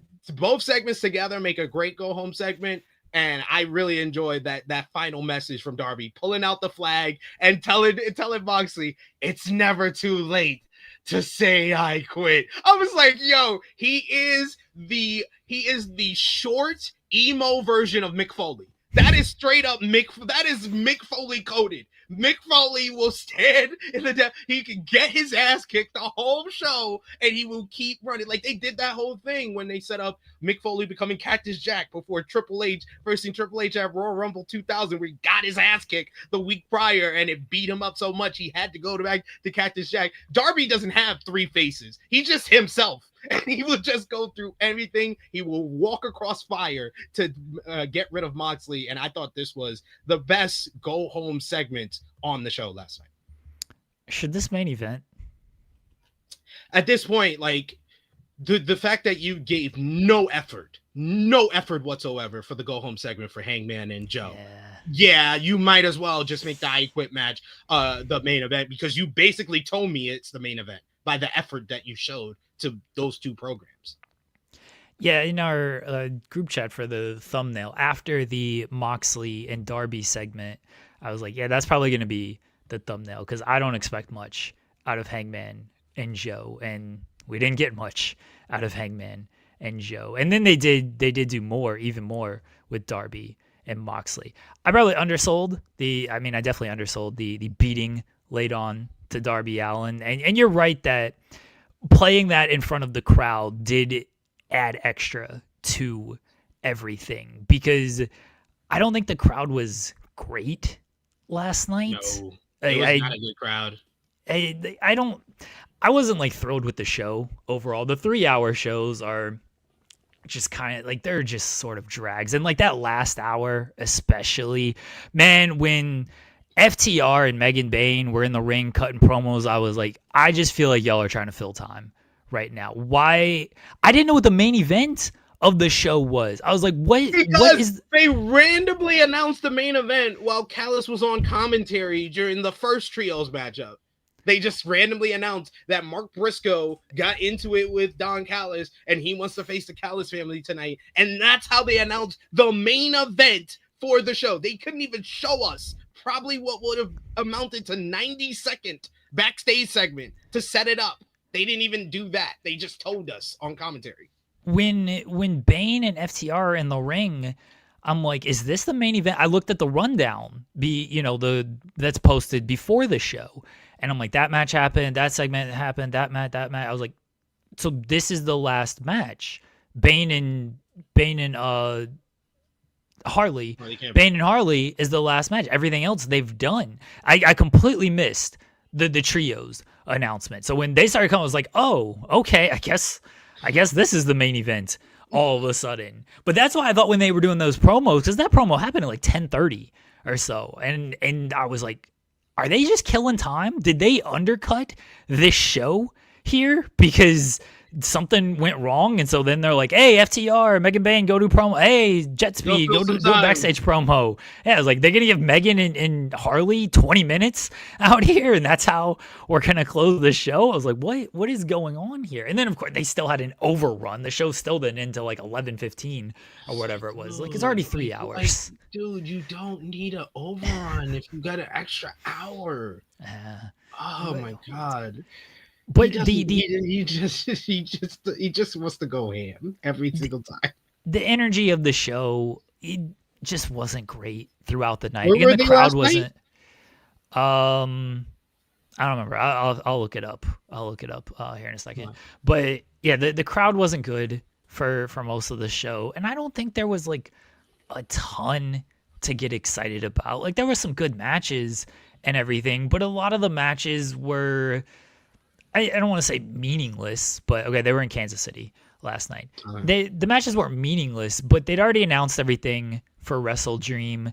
The matches were just kind of there. It was more, hey, here's kind of all-star tag stuff. You know, Claudio and Roddy was, all right, here's a match. Orange Cassidy and Kyle against the Death Riders, again, here's a match. So it was just, there wasn't a whole lot of stakes to those matches. So it wasn't the greatest show in the world. No. So I don't fully like disagree that like, oh, why wasn't the crowd reacting to all of this stuff? Well, they didn't have a ton to react to. But you were right that the Darby Mox stuff, especially, like if that wasn't in front of the live crowd, could have been far worse as far as reaction goes, because that was at least got one of the bigger reactions on the show. Yes, exactly. So yeah, I concede that was probably a good call putting that on the live show. And I do think that should be the main event. I mean, it's the longest story they've had. It's literally over a year in the making, and it's an I Quit match. It's going to be tough to follow. I think Joe and Hangman can follow it, but after you've seen what could be murder, it's tough to really follow. It's tough. Like honestly, yeah. Like after last night, I was like, yeah, this has to main event, because like there's not anything to kind of really sink your teeth into with Joe and Hangman. It was a 3-week program, 3-week build heading into the matchup. I think the matchup should be really good to even great. And I would have loved to hear from Samoa Joe again. I would have done like a sit down interview or something to go along with the trios matchup. I think it's fine if that's the vehicle, that's the match that you're using to kind of build up the world title matchup on the show, but you need something else. Like you did promo and something in the ring with all the other two big programs at WrestleDream with the I Quit matchup and the AEW Women's World Title matchup, but you didn't do that with the world title match, and it just made it feel very lesser than those two rivalries, even though like the woman did everything in one segment. And honestly, like I said before, I think that should have just all been in the ring. I think you can very easily do the whole Hollywood, director chairs in the ring with Renee, and you just have them, do the same thing at the end where they step up in each other's face. They want to fight. And it was like, and they asked Renee, is this interview over? It was like, and they just go like, after you. And they throw the Hollywood chairs out the ring. You could have Statlander pick up Renee and carry her out of the ring. And then they start fighting. Everything should have been in the ring. I felt like starting the show with a backstage segment felt very weird and off-putting for an AEW. So like, yeah, that was, there's stuff I would tweak on the show that could have made it better, but I do agree this wasn't like their best episode of Dynamite. It wasn't as, I wouldn't say it was even as good as like Title Tuesday, and I wasn't even that high on Title Tuesday. It's like probably on the same level as that, give and take, but there wasn't any great matches like Title Tuesday had. Title Tuesday had multiple matches on that card that were great. I think that the only matchups that were like either overachieved in like exceeding expectations or was close to being great was the trios match with Kenny Omega and Jurassic Express versus Callis Family. That was a really good matchup on the show. And then the match that exceeded my expectations the most were both of the women's matches, actually. I felt like Jamie Hayter and Sky Blue was probably Sky Blue's best non-hardcore match I've seen from her. She's gaining that confidence that she had prior to her injury last summer, and Jamie Hayter's just in her form. Like, I really like the last couple of matches that I'm seeing from Jamie Hayter. You see that confidence that she had back in like early 2023 when she was women's champion, and I really feel like the push they gave her in the Owen Hart Cup has really helped her regain her confidence, and she was able to maintain that despite the layoff after the injury. So that was really good. And then Harley Cameron put out probably her best performance yet in a singles match against Megan Bain. They had a good match up there. I really enjoyed that one. So yeah, it's just those three matches are really kind of the ones that stand out from the show. Everything else was just like, I've either seen this before or why is this here? Yeah. Again, the energy was off on the show. The matches were fine. Who said that Dynamite was going to have the best wrestling of the week? Yeah, damn it. It was a doer. It was the D, the blue D guy. I'm pretty sure it was him. But yeah, like, yeah, that's another thing. Like, you can't have a Dynamite with no great matches. Not in this week. This week, like, there's a great WWE match we saw on Saturday. There was that New Japan show that had a bunch of great matches. Raw even had a great match with Rhea and Kyrie. Thankfully, you got NXT, so that never has great matches usually. But like Dynamite, you expect at least one great match, and we didn't really get that on the show last night. So I understand if you're down on the show overall. And people enjoyed the show, and hey, if you enjoyed the show, more power to you. Like, it was fine. There's stuff I'm excited for WrestleDream. Certainly Moxley and Darby. Hangman and Joe, like, it's going to be a great match. I'm looking forward to it because I like Hangman Page and I like Samoa Joe, but they didn't do anything last night to make me be like, oh yeah, like, this is a match that like really has some high stakes. Like, the in-ring segment last week almost should have been on this show because that had more gravity to it and more weight to it compared to what they did last night, which was just, hey, we're kind of, let's give each other a dirty look here. It's like, okay, cool. Like, throw some punches or something. Do something out here. Like, why are we not doing promos with these guys? Samoa Joe's one of the best talkers in all of wrestling. Hangman Page is a great promo. Why aren't we doing promos? And I get it. They did it last week, but that's where you should have flipped it up and change it up so your go-home show, you get the bigger promo there. I also, and I said this last week, them opening with like not wrestling still trips me out and feels like a giant mistake. That used to be like their calling card. And doing it back-to-back weeks was weird. And they've been doing it for more often than I think people realize with going with the opening segment like that. Like, there was one point last year where literally like 5 straight weeks, or at least like 4 out of 5 weeks, it was a segment instead of a match. Yeah. It used to be, you know, match right to the ring, let's go. But yeah, back-to-back weeks with a segment instead of a match. Like, the segments have been good, but I'm like, it doesn't feel like that hot Dynamite start that we become so accustomed to during the early years and the kind of the peak years of Dynamite. It's like, yeah, we're going straight into the action here. Now it's like, oh, let's run down the card. It's feeling, I say this as someone who likes AEW. Please don't get mad at me, AEW fans. It feels a little WWE when you're like, let's run down the card here and then toss to the back, or hey, here's the in-ring promo out there. It feels like the Arrival stuff with WWE, and it's like, why? I know the card. I'm tuned in to the show. Give me something immediate. Give me some action immediate. I don't care about Arrivals. I don't care about you running down the card. Throw to the ring. Or if you're going to do an in-ring segment, get right to it. Not, here's what we got coming up for you tonight, folks. I do that later. Give me something immediate.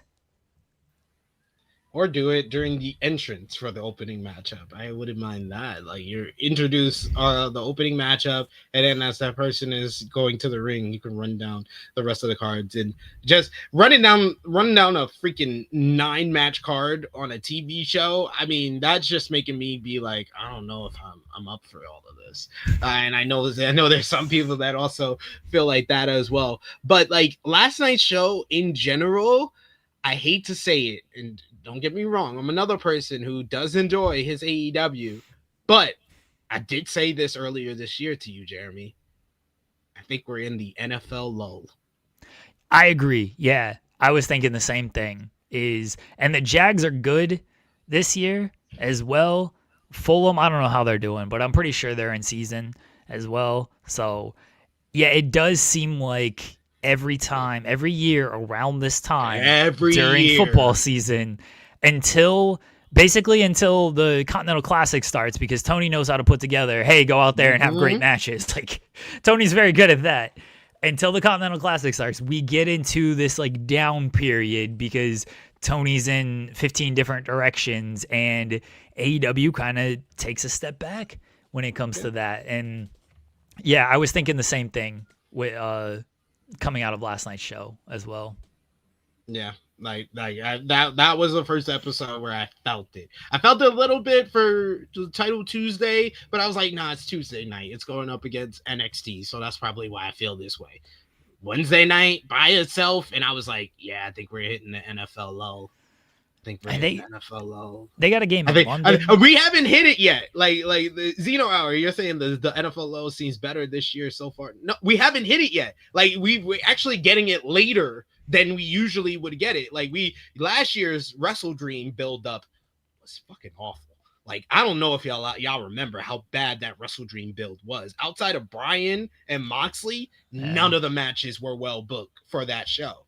But like at least this year's WrestleDream was actually like they actually did a decent job building the card for this Saturday. But it feels like that's gonna be the last crescendo before we really start hitting the NFL low for the build up to Full Gear. But at least the NFL low will only last like a month, like Jeremy said, because we got the Continental Classic and Tony knows how to do that. And then when the beginning of the year comes, he'll finally be back into like basically it's him and Triple H both the beginning of the year. They'd be like, all right, let's actually do some booking. Yeah, I think it's the NFL stuff as well. The Jags are in London this week, which is why I'm hoping that Darby and Moxley go on last and they kill each other, and then Tony at the press conference like, this is not the proper time to talk. We need to make sure Darby Allin and Jon Moxley are okay. I'm going to the ER with them now. I will address everybody later on. Thank you, everyone. I'll be like, yes, Tony, go to bed at 12:15. This is great. Well, 12:45 because it takes 45 minutes for the press conference to even start. But like, yes, thank you, Tony. I'm not staying up until 3 a.m. covering this press conference. I hope they don't add any more matches to this thing. Me either. I was like, it's 8 matches? 8 matches on the main card? I was like, yeah, perfect. I was like, it's WrestleDream. It's not one of your 4 first shows. It's not your biggest show of the year. It's not Forbidden Door. You don't need no 10-match card for this one. 8 matches, perfectly fine. You got 4 matches on the pre-show. That's okay as well. We're in the sweet spot with 8 matches for the card on Saturday. I'm fine with 8 matches, and even some of these matches. I mean, I like the demand. I like the Hurt Syndicate. I assume we're getting a new member for one of these teams. I don't know which one, but why are we running this thing back again? I figured they would though, because it was 1-1. It was. I know there is a world where they could have just did that match at the street fight and then they end the feud at 1-1, but you're so close to the pay-per-view, it doesn't make any sense. You got to do a third matchup. But then I didn't need the tag team match last night then. It just feels like... Yeah, I like the tag team match. I didn't think it was bad. I thought it was solid because these guys know how to work with each other and you could tell they like working with each other. But yeah, I don't necessarily need it. I would have preferred another singles match because all their singles matches popped more than their multi-man matches to me. Like, I loved Shelton versus Ricochet. I think that Bobby Lashley versus Toa Leona is probably one of the better matches in this feud. So yeah, I think that they probably should have done maybe one-on-one, maybe like a Ricochet versus MVP type of thing last night. Okay, it's a tornado tag. Great. They just did a street fight, folks. I don't care if it's a tornado No difference. tag. No difference between that and that. Like, but at least that was my main complaint on Saturday when I reviewed Collision. I was like, why are we doing a regular ass trios matchup when y'all just did a street fight? Like, but making it a tornado tag, you're just basically making it a street fight again. So I would have been a little bit more creative in regards to this third matchup and stipulation. I think the story, and maybe MVP doesn't want a singles match, I don't know, but the story feels like it should be MVP in a singles match, because that was the whole point of, oh, you're the weak link, and he got beat in the trios match. Then the street fight, they won, but Ricochet should have been like, yeah, but you're still the weak guy. Like, all right, you guys, you want a street fight, good on you, you got the up. Like, then especially after if you're gonna do the tag team match last night, Hurt Syndicate loses that match, Ricochet's like, we beat you, you guys were the tag champs, you never lost those titles because you didn't get pinned even though it was an elimination match, we beat you, and now, like, we already proved we're the better tag team. Now I'm gonna prove that you're still the weak link, and I'm going to beat you one-on-one. I'm going to prove that overall our group is just better than you. We beat you in trios. We beat you in a tag team match. I'm going to beat you in a one-on-one match. The right decision, even better than the singles match, should have been an elimination match. Yeah, an elimination match. But then Bobby Lashley would have been down 3-on-1, and he would just stacked all. Probably true. Probably true. MVP would have been first out. Shelton would have got one elimination on Bishop Khan, and then he would have been eliminated, and then Lashley would have beat Toa and Ricochet on his own. I ain't even giving Shelton the elimination. Lashley would have. No, I think they would give Shelton, because they do a good job. Shelton looked good last night too. Like, that knee that he gave to Ricochet. Oh my God, it got me on my seat when he hit Ricochet with that knee, and Ricochet sold that shit like death. It just, Lashley would have beat them 3-on-1. That would have been that. It just pin them all. They would have been 3-on-1, and they would have been across the ring. Lashley would have been standing there, been like, oh shit, all right, what are we gonna do? They all just charge him, and Lashley just sticks both his fists out and knocks down all three of them with 2 fists, and then he pins them all just like that. Stack them. He stacks them up like he's Roman at WrestleMania 37. That's stacks them all up. That's that. Yeah, I didn't think they made it didn't feel as big as I thought it would be with Hurt Syndicate losing last night.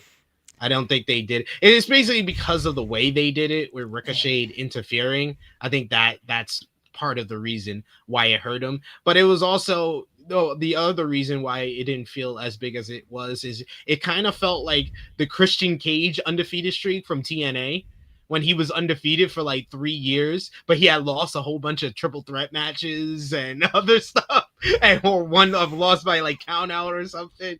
It was kind of like that, where it's like, no, y'all definitely have lost because y'all had tag team titles before. Yeah. And y'all lost at the last pay-per-view. So yeah, this tag team, your first tag team loss, doesn't feel as big as it should have been. Yeah. Anything else from Dynamite? I know we quickly ran down it, but again, SP3 and I weren't super high on the show, and there wasn't too much to really. They didn't really set anything else new up for WrestleDream. They added Hook and Eddie Kingston to Tailgate Brawl. All right, fine. Yeah. And they added an 8-man tag to the Tailgate Brawl with the Death Riders versus Conglomeration Paragon. I called that one, by the way. You did. It was pretty obvious, but I still called it. Yeah, it should have been obvious by the matches that they had set up. Exactly. That's why on yesterday's show I was like, oh, they're definitely going to add either a 6-man to the Tailgate, or they'll do an 8-man and Ishii will be there. I just didn't know Ishii's availability, and then clearly he was there, so I was like, all right, well, then he's booked. He's like, I lost the IWGP Tag Team titles so I could be here. But yeah, that the main event was Brodito and Mark Briscoe versus Kyle Fletcher, Rocky Romero, and Lance Archer. Good matchup. I thought the crowd reacted to it like it was they were up for that one at the end of the show. I was like, "What? Why y'all up for this? Y'all been quiet the whole night. Like, what's going on?" But yeah, they did that, and they picked up Brodito picked up the victory at the end, of course, pinning Rocky Romero because we all know Rocky's there just to take the pin. And then Okada came out after the matchup and he attacked the champions and stood tall with the titles, which sets up a cool story if it is Takeshita who takes the pin at WrestleDream. Okada could be like, man, I beat them up on my own. You're the one that you're holding me back. You're holding me down. Or even if Okada is the one that loses at WrestleDream, he could be like, I only lost because I'm with you. When I was on my own, I beat their ass on my own. So I like that. I like that go home. It was a small, minor go home post-match segment that they did, but I like it in that it can play into whatever happens in the matchup at WrestleDream. So that's pretty much it from the show. Like I said, Jamie Hayter and Sky Blue, they had a really good matchup. I thought that was much better than I was expecting. And Tekla cut a promo afterwards ahead of their matchup on Saturday. All right, SP3. What time is it? Let me check my Palm Pilot. My Palm Pilot. And wait. Can one more thing? Why the hell are we not putting Kenny Omega on this show? Oh. He can't do a singles match, SP3. Didn't you hear? He can't do it. He can't do that kind of match. It's like, dude, like he's washed. You don't have Ospreay, you don't have Swerve, you don't have MJF, and you have Kenny Omega right there, and you say no? He's washed. You say, let's do something else? He's washed, SP3. I'm telling you. He can't do a singles match anymore. When was the last Kenny singles match? All In. Yeah. How long ago was that? That was July. It's 3 months now. Yeah. It's been 3 months. He can't do it. He has not worked a singles match since he took time off after All In. That's right. He's washed. Kenny Omega washed. You heard it here first. I would not allow you to say such a blasphemy. I checked my phone and it reads, it is 11. It's time for the C-suite. The C-suite. It's time for the C-suite. The C-suite. It's time for the C-suite. The C-suite. It's time for the C-suite, where we watch C-level WWE shows in the C-suite. Y'all know what time it is. It is C-suite time. No LFG. We finished that up last week. It is all about Evolve, Succession, and by far, we witnessed the greatest episode of WWE Evolve in its illustrious history. And illustrious history, I mean the past 7 months. We got the opening matchup was Jackson Drake going up against his former vanity project. Dun dun dun dun dun. Put your 2 fingers up in the chat. He picked up the win. Jackson Drake over Bryce Donovan, going after the leg, picking the big man apart, then hitting him with the unaliving twice, once to the back of the head, once in front of the head, to retain the WWE Evolve Championship. Good matchup to open things up. I like the fact that they did move Evolve from their regular smaller set in the PC to the main stage of the PC, the place where they usually film NXT. It did make it feel like this was a special episode, because I'm so used to that little basement that they put them in usually, where that only has like 5 people in the front row. So seeing them actually have like 100 people in the crowd, I was like, oh wow, yeah, this feels like a special episode. You also had a bull rope match with Tate Wilder picking up a win over Brooks Jensen. Actually a big win for him in this one, picking up his 2nd win in Evolve so far. And then the main event was by far the best match that we've seen so far on WWE Evolve, as we had Callie Too Strong Armstrong defending the WWE Evolve Women's Championship against the real deal, the best, Spear in the game, Kendall Gray. All the colors are put together, and what do they come out to be? Gray. That was the line at the end of the show, because it was Kendall Gray who picked up the victory over Callie Armstrong in what was a great main event matchup. These two ladies worked really well with each other. We kind of got to learn about their story outside of Evolve, where they were both hired back in 2023 and basically had to come up through the WWE Performance Center together. Of course, they were in the first matchup on WWE Evolve when it was Carly Bright and Kendall Gray versus Callie Armstrong and Danny Palmer. And now we go full circle, that first match in March to this main event matchup here, and both women just went all out. You got Callie Armstrong moving so fast in the ring. She's just a great combination of speed meets power. And, you know, I've been drawing the comparisons to her and Bianca Belair for months now, but I feel like she's actually might be faster than Bianca. I don't even know how that's possible, but she might be faster than Bianca. No one's stronger than Bianca, but she might be faster than Bianca. The way she moves across the ring, her pacing in the ring, her feet work is very well. But man, Kendall Gray, she might be the first ever female Kurt Angle.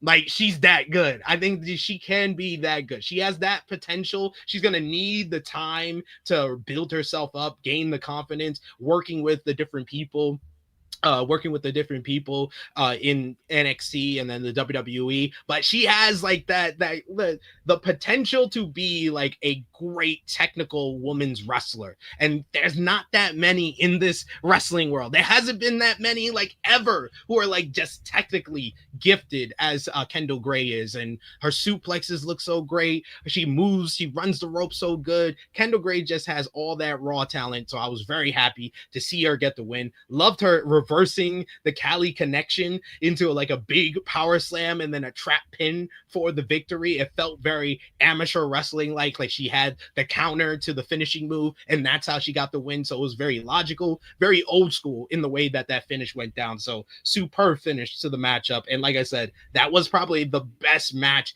in Evolve's history so far, and probably the best match last night between both shows, between Dynamite and Evolve. It probably was Kendall Gray and Callie Armstrong. I did watch Kendall Gray against Callie Armstrong. That's the only thing I've watched from the show, because I saw highlights of it first. I was like, oh, this looks good. So let me actually check out this full match. So I did watch the full match, and I was gonna ask, like, did you think it was the best match of the night between Evolve and Dynamite? And like, I can't disagree that it was the best match. Like, both these women are outstanding, and I love the finish too. I absolutely love the finish. I thought it was, even, you know, wrestling's been around for years. I was like, oh, that was a creative little finish that they did right there. That caught me off guard that was the finish there. So I thought it was a great match. If you've not seen it, I do think that you should go out of your way to check out this match. I look forward to seeing Kendall Gray and Callie Armstrong in NXT for the next 5 years before maybe they get called up to the main roster in 10 years. Well, at least she gets to start her process early, Callie, because I think that Callie's going to NXT immediately. She don't need to be in Evolve anymore. After this title run, put her on NXT. She was already in the Battle Royal on Tuesday. Yeah. So was Kendall, too.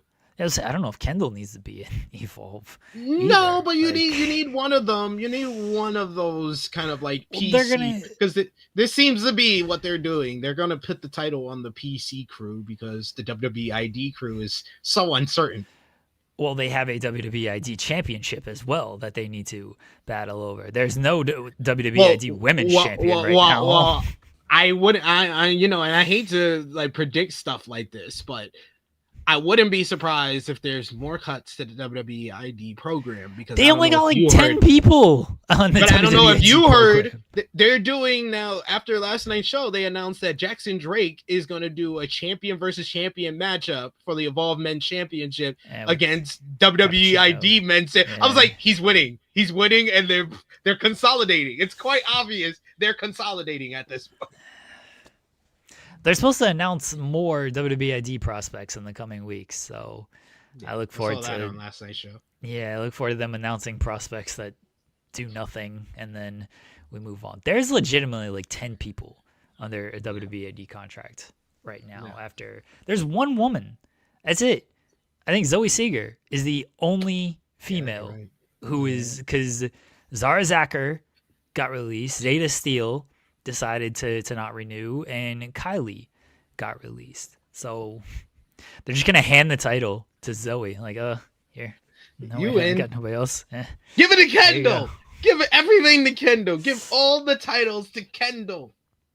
Yeah. I'm gonna call her Kendall Angle from now on. Kendall Angle. I even respect Kendall Angle. You have been high for people who have long-time C-suite viewers.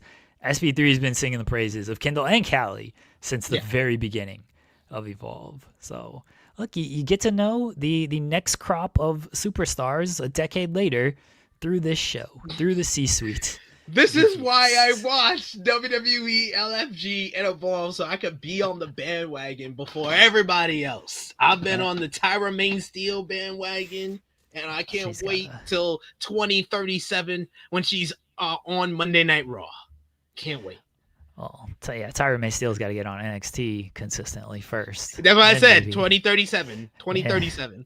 2037. She hopefully she's in NXT by 2037. We'll see. No, she's on Raw by 2037. Well, I'm saying hopefully she's on NXT by 2037 at the pace they're going with her. Also true. She'll be on WWE Speed 3 at that point. It's speed matches, but they're all Speed in 3.0. They're all in 3 times speed. So they actually end in like 30 seconds instead of 3 minutes. Sign me up. That's the new thing. That's how they should consume these shows. Upload the speed matches, but put them in double or triple speed, and then triple speed show. Like, look how fast everybody is with this. That's my pitch for the new WWE show. You want 3-minute matches? No. We're doing like 20-second matches. It's a 3-minute match, but it's condensed. 20-second matches. It's condensed to 20 to 30 seconds because it's uploaded in 3 times speed. The announcers are talking all fast too. That'd be great. They're like Excalibur doing the rundown back in the day. That's what we need from Dynamite. Again, we need the Excalibur rundown, just running down 15 matches for the next 3 events all together. And you're like, which event? We got that at the beginning. We got that at the beginning of the show. It doesn't too slow now, though. That's supposed to be the reason to stick around because you have 47 matches on tonight's show. I'm good. He does it too slow, though. You're giving me a reason to go. You're giving me a reason to say bye. We're booking a 3 times speed match in Ring of Hallucinations for everybody. Yeah, that sounds good. That sounds fun. I like that. All right. Anything else we need to hit on here, SP3? Yes, we do. It is TikTok time, Jeremy. Oh, all right. Are you ready? Yeah. I'm gonna play. What are we doing? Another game that I decided to play. This is not like you kind of having to building something or get something right. This is more to you can conversate. I'll give my opinion on this as well. And you guys in the chat can do it as well. It's what we call peak year. This is another one that I got from D3 where they usually go through like NBA players. Like you get a Kobe Bryant. What was his peak year? 2008, 2009, before he won the first championship without Shaq, something like that. With wrestlers, you just have 1 year that you believe was their peak year, their highest powers, where they were the best they were in the ring as a character, push everything. What is their peak? All right, I'm gonna let everybody know now. I'm gonna suck at this because my memory is not good. I don't remember years. SP3, like my memory is terrible. You know that. I have a better one then. We'll do it. No, we set it up. All right. Yeah. All right. We set it up, but everyone knows my memory is not. I don't remember years. I could just throw a year out there and be completely off on that. I'll try to research a little bit as I'm thinking of things to make sure I get it nailed down, and I think the chat will enjoy it as well. But if I say something stupid, I'll give you an easy one. You can throw out anything in there. If I say something stupid, I mean that's par for the course on this show.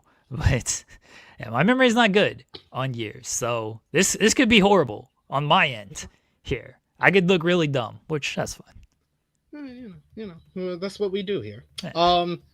So yeah, I said I'm gonna give you an easy one. All right, to start off with, easy one because I think the year it's pretty recent. Okay. What is the peak year for Roman Reigns? Oh, okay. Yeah, it's got to be a recent year because his big dog, the Shield years were good. The Shield years was good, but yeah, it's got to be recent for Roman. See, even then, I have a hard time remembering like what his top matches were overall. I almost want to say 2023, and I know people are going to be like, wait a second, 2023, but he beat Cody at WrestleMania, and that was hilarious to me. So I mean, you're not wrong. I will say you're not wrong. That's not the wrong answer. That's why I want to say 2023, because it's just hilarious that he won that match. I'm going to just go with 2023 on the basis of that match. I don't remember anything. 2023 had the Rollins match, right? Was that Rumble against Rollins? 2023. No, that was basically the Bloodline Civil War year. That's okay, the match. Well, I mean, that was a great year. Yeah, that's the Sammy Elimination Chamber match. That's Sammy turning on. I mean, that's Sammy turning on Roman at Royal Rumble. It's the beating Cody at WrestleMania. Okay, so that was the Owens match. That was the Kevin Owens match at Rumble. 39. Okay, that's a great match. Yeah, that's a great match. Yeah. All right. And then he had all the stuff with the Usos in the summer and all that. Yeah. Drama. All right, I feel very good about 2023 then. Yeah, I mean, there's a couple of good options for Roman. Like you could pick one of the years he was the world champion. Me personally, I feel like the best year out of that was 2021. I feel like everything that you could say great about 2023 and 2022, it all starts from 2021 because I feel like 2021 has the peak Roman moment. It's the stack moment. That is when I looked at Roman different. I was like, oh my God, he just stacked two guys in the main event of WrestleMania. That's ridiculous. And he had that great match with Bryan at Fastlane before that. After that, he had a great match with Cesaro. He retired Bryan Danielson that year. He got his new theme song, the GOAT theme song, not the awful one that they ruined that one. The only good theme song that Def Rebel ever made, he got it that year. This is when he brought in Jimmy into the bloodline and brought the Usos back together, and the Usos won the SmackDown Tag Team titles. That was when he started the whole feud with Brock Lesnar over Paul Heyman. That's when he beat John Cena at SummerSlam 2021. He beat Edge at Money in the Bank 2021. It's 2021. 2021's fair. 2021 has that awful Finn Balor match, but that match rules for other reasons. Yeah. But that has nothing to do with Roman. He got help from God. Yeah. No Pop was 2024. That was in the lead up to WrestleMania. That was in the lead up to That was in the lead up to. And the other reason I picked 2021 over 22 and 23 was because he's part-time in those years. But 2021's the last 2021's the last year we actually got a legitimate amount of Roman. Sure, but the part-time stuff makes him more beastly. That he just wasn't showing up. It adds to the aura. It does add to the aura. Yeah. That makes him more beastly that he just wasn't showing up for half the year and was the champion and beat Cody at WrestleMania. And he murdered Dominic. Remember when he murdered little Dominic? Oh yeah, that was great. Yeah. Yeah, that was great. Yeah, he halted LA Knight. He's like, nah, this LA Knight shit ain't going anywhere in 2023. I can give you 2021. I respect your reasonings for 2021, but I'm still going 2023. No, like that's legit. Like there's an argument for all three of those years right there. So, all right, another good one. Now, Okay. I'm giving you ones that I gave to JJ previously, and we couldn't come up with one because JJ hates this game. He also has a shitty memory. But John Cena. Oh, every year. I mean, he's the GOAT. Every year for John Cena. All right, peak. I say the two that come to mind when I think peak John Cena. Wait, hold on. I'm gonna. I don't cut you off, but I'm gonna cut you off. Okay. No, go ahead. Because your memory's good, and so before you like influence my decision, I wanna give my answer. All right. I feel like, and I don't remember the year. The year he wrestled Shawn at Mania, I feel like he probably had a good year that year. And I don't want to go like the U.S. title run, even though that was really good. But potentially that year, or even the year that he wrestled AJ for basically the entire year is, and I don't remember. Again, I don't remember these years. So the Shawn Michaels. You basically named the two that I was gonna say. The Shawn Michaels year is 2007. 2007 is when he's it's his longest reign. It's his 380-day WWE title reign. That's the Umaga last man standing match at the Rumble. That's the Michaels at WrestleMania. That's the Michaels hour-long matchup in London. That's the Fatal 4-Way with Michaels, Edge, and Randy. That's when this dude was having good matches with the Great Khali. This was when John Cena actually became a wrestler before our eyes. So yeah, 2007 is up there. And the Randy Orton rivalry was really good as well. But 2015 is where I go. That's the US title run, because I feel like that's when he was accepted by everybody. And that's like peak John Cena as a wrestler. That's him actually trying, doing new things, going out on Raw every single week, having a 15-minute banger with Dean Ambrose, with Stardust, with Wade Barrett, with Zack Ryder, with Cesaro, then the Kevin Owens rivalry, and then the Seth Rollins rivalry. Like, he was killing it that year. So, yeah, I go 2015. When did he release the album? That's the year that I'm going with. 2005. Okay. What did he do in wrestling in 2005? He won the WWE Championship for the first time. That was a big year. There you go. That was a good year for John Cena. All right, I feel good about my picks then. Yeah, I didn't remember what years they actually took place, but I feel good about. I'm here to help. I remember what happened, because I knew he wrestled Shawn at WrestleMania, which means he wrestled Shawn a lot. I knew that was the same year they did the hour-long match and everything. I was like, yeah, that had to be a strong year for him. So, all right, I'm going with the what was that year? 2007? 2007. 2007 was the one with Shawn. Yeah. Okay. All right. So last one, and then we'll sign off. I'm gonna get you in trouble with your wife. Oh no. Bret Hart.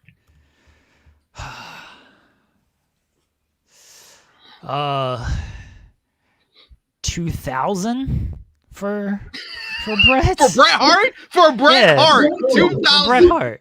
Yeah. What do you think Bret Hart's best year was, Sean? I think it's 2000. Jeremy. Come on. What? I did a review of Bill Goldberg beating The Fiend for the world title with you. You will never do this again. We did a mock draft of which you selected R-Truth #1. Yeah, that's a peak moment in this website's history. And not only that, your career flourished after that. Yeah. So, if you don't think I know what you're doing, I'm very aware. I'm trolling. I'm always trolling. My wife is so mad at me. She's like, why are you starting shit? 2000. It's funny. Yeah, 2000. He had a good year.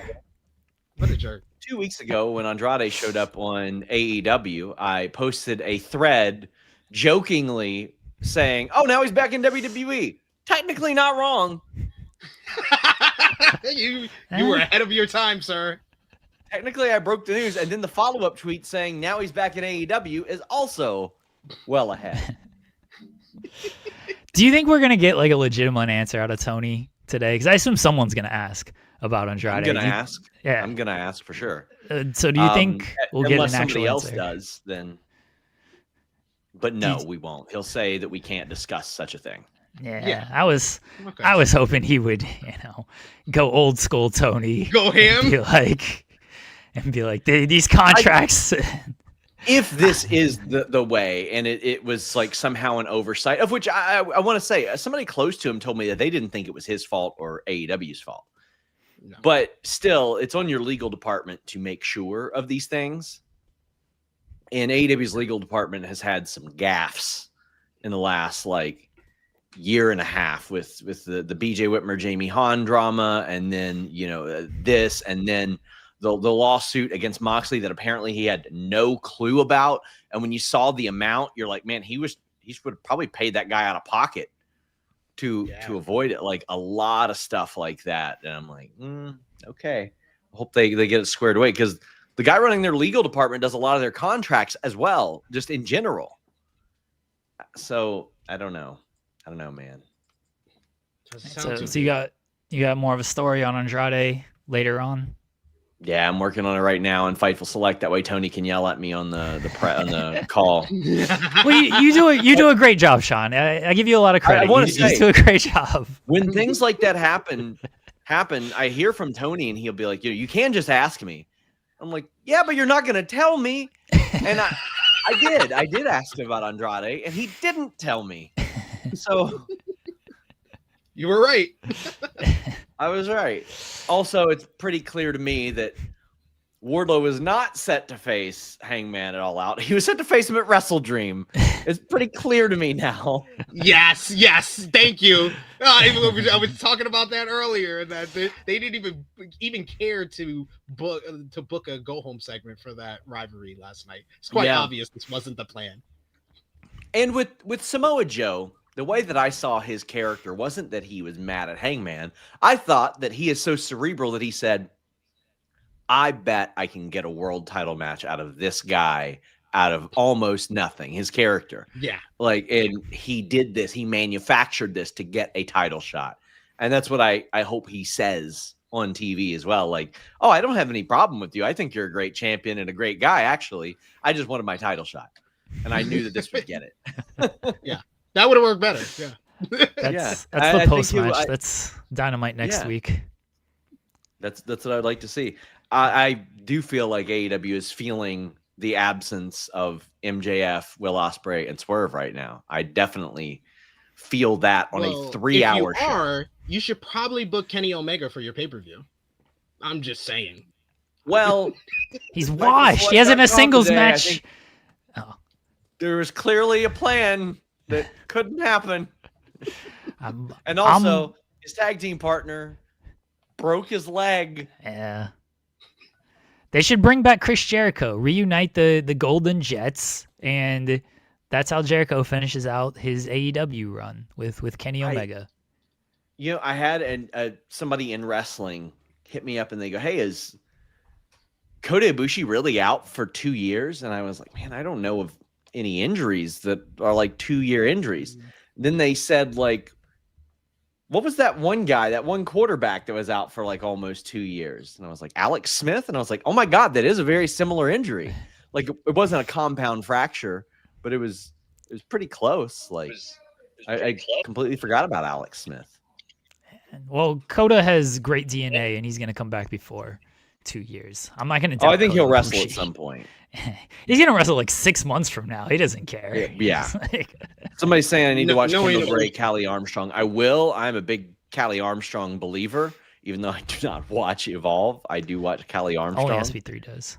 You can watch the C-suite. I watched it for you. Only SP3 watches the Evolve full. I did watch Kendall Gray and Callie Armstrong though, and that is a fantastic match. Best match on Wednesday night. So there you go. Last year, I think I've mentioned this here on the air. Last year, when LFG and Evolve and WoW were all on, I was like, okay, my 30 years of watching every second of nationally televised wrestling is enough, I think. I watched WCW Saturday Night and Blast Off and Live Wire and all that stuff. Confidential. I was a big Confidential guy. Loved that. Same. I was like, Same. it's right after Velocity. time. I used to. That was the Saturday night Yeah. routine. Velocity and then Confidential. It's so funny. Like there were a lot of like hidden gems, like just people appearing on Velocity, like that Yeah. that were very surprising. But I'm gonna go work on this story. I'm also speaking to Jamie Hayter today. That will be up on the site either tonight or tomorrow. I had more work to do. Bye, Sean. Enjoy your afternoon. See, Sean. He's working on the story that Kenny Omega's washed and he can't do singles matches. Will you stop? I'm gonna clip this. I'm gonna turn this into a short, and people are gonna get like really mad at me. Of, like, They why is this guy- should.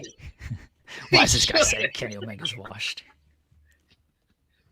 Boo this man. Boo That's fine if this you want to get mad at me. We literally established as Sean came on the air, and I picked 2000 as Bret Hart's best year. I am a troll, and I will troll and say Kenny Omega is washed. And if people want to get mad at me about that, fine.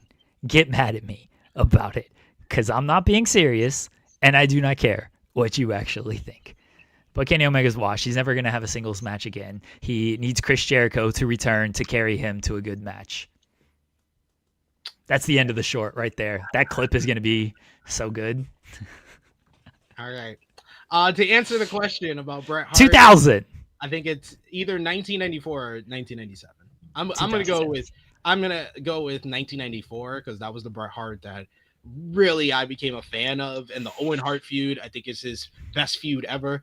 97 has the best argument to me though. I'm going off of personal reasons why I'm going with 94, but 97 has the best argument because that's the best he's ever been as a character, best he's ever been as a promo. He has his greatest match ever, one of the greatest matches of all time with Stone Cold Steve Austin at WrestleMania 13. But he also got screwed, so that's why I'm going 94. So. Bret had 2 televised matches in 2000. Terry Funk and Goldberg. No. Terry Funk and Kevin Nash. Even worse. They both ended in a no contest. Because he can't. Because he's working hurt. He's working hurt for that kick. That Starcade. Do you want me to go to 1999? 1999. No, I'm good. I'm good. You answered. You Best answered. year. You said 2000. That is it. 2010 when he came God. back and Why did this guy stop? that Vince match was one of the greatest Bret matches of all time. I will not allow you to say such blasphemy. He won the U.S. title in 2010. In a match he barely did anything. The Miz carried Bret Hart to a great match. Never forget. My wife is threatening me right now. She should. I agree.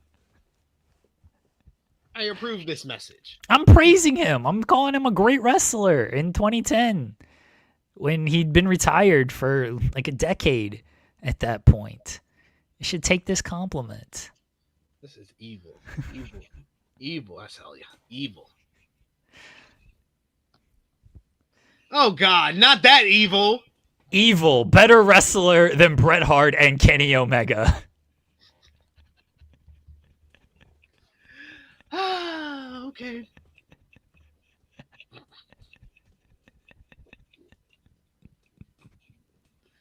This guy's trying to beat me.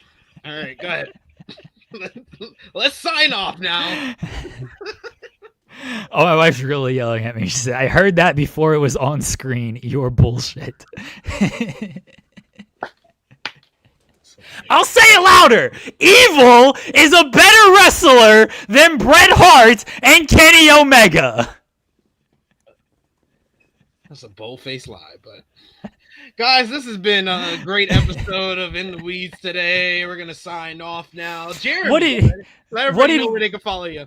What did we accomplish here today, SV3? We accomplished that Jeremy thinks a peak year of Bret the Hitman Hart is the year 2000. We established that AEW might be into the NFL lull. We talked to Darius Lockhart and got to talk why he hates Darius Carter. And we talked C-Suite with Evolve Succession. That was today. Oh, shoot. Bryce Donovan left WWE ID and Evolve, apparently. Oh, Is that that's confirmed? okay. Yeah, he put it out there. No, Yeah. damn. Well, he had a world title matchup for his final match in the company. Yeah.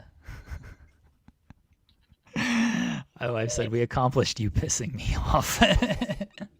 Correct. You set that up so well because you're like, "Oh, Bret Hart, we're gonna see if we can get your wife mad at you, or get you say something stupid to where your wife gets mad at you." I was like, "Yeah, I can accomplish that." So The year 2000. I'm very good at accomplishing that, saying stupid things. Tune in every weekday, 10 a.m. to noon Eastern. I say a lot of stupid things on this show. That's how you promote it.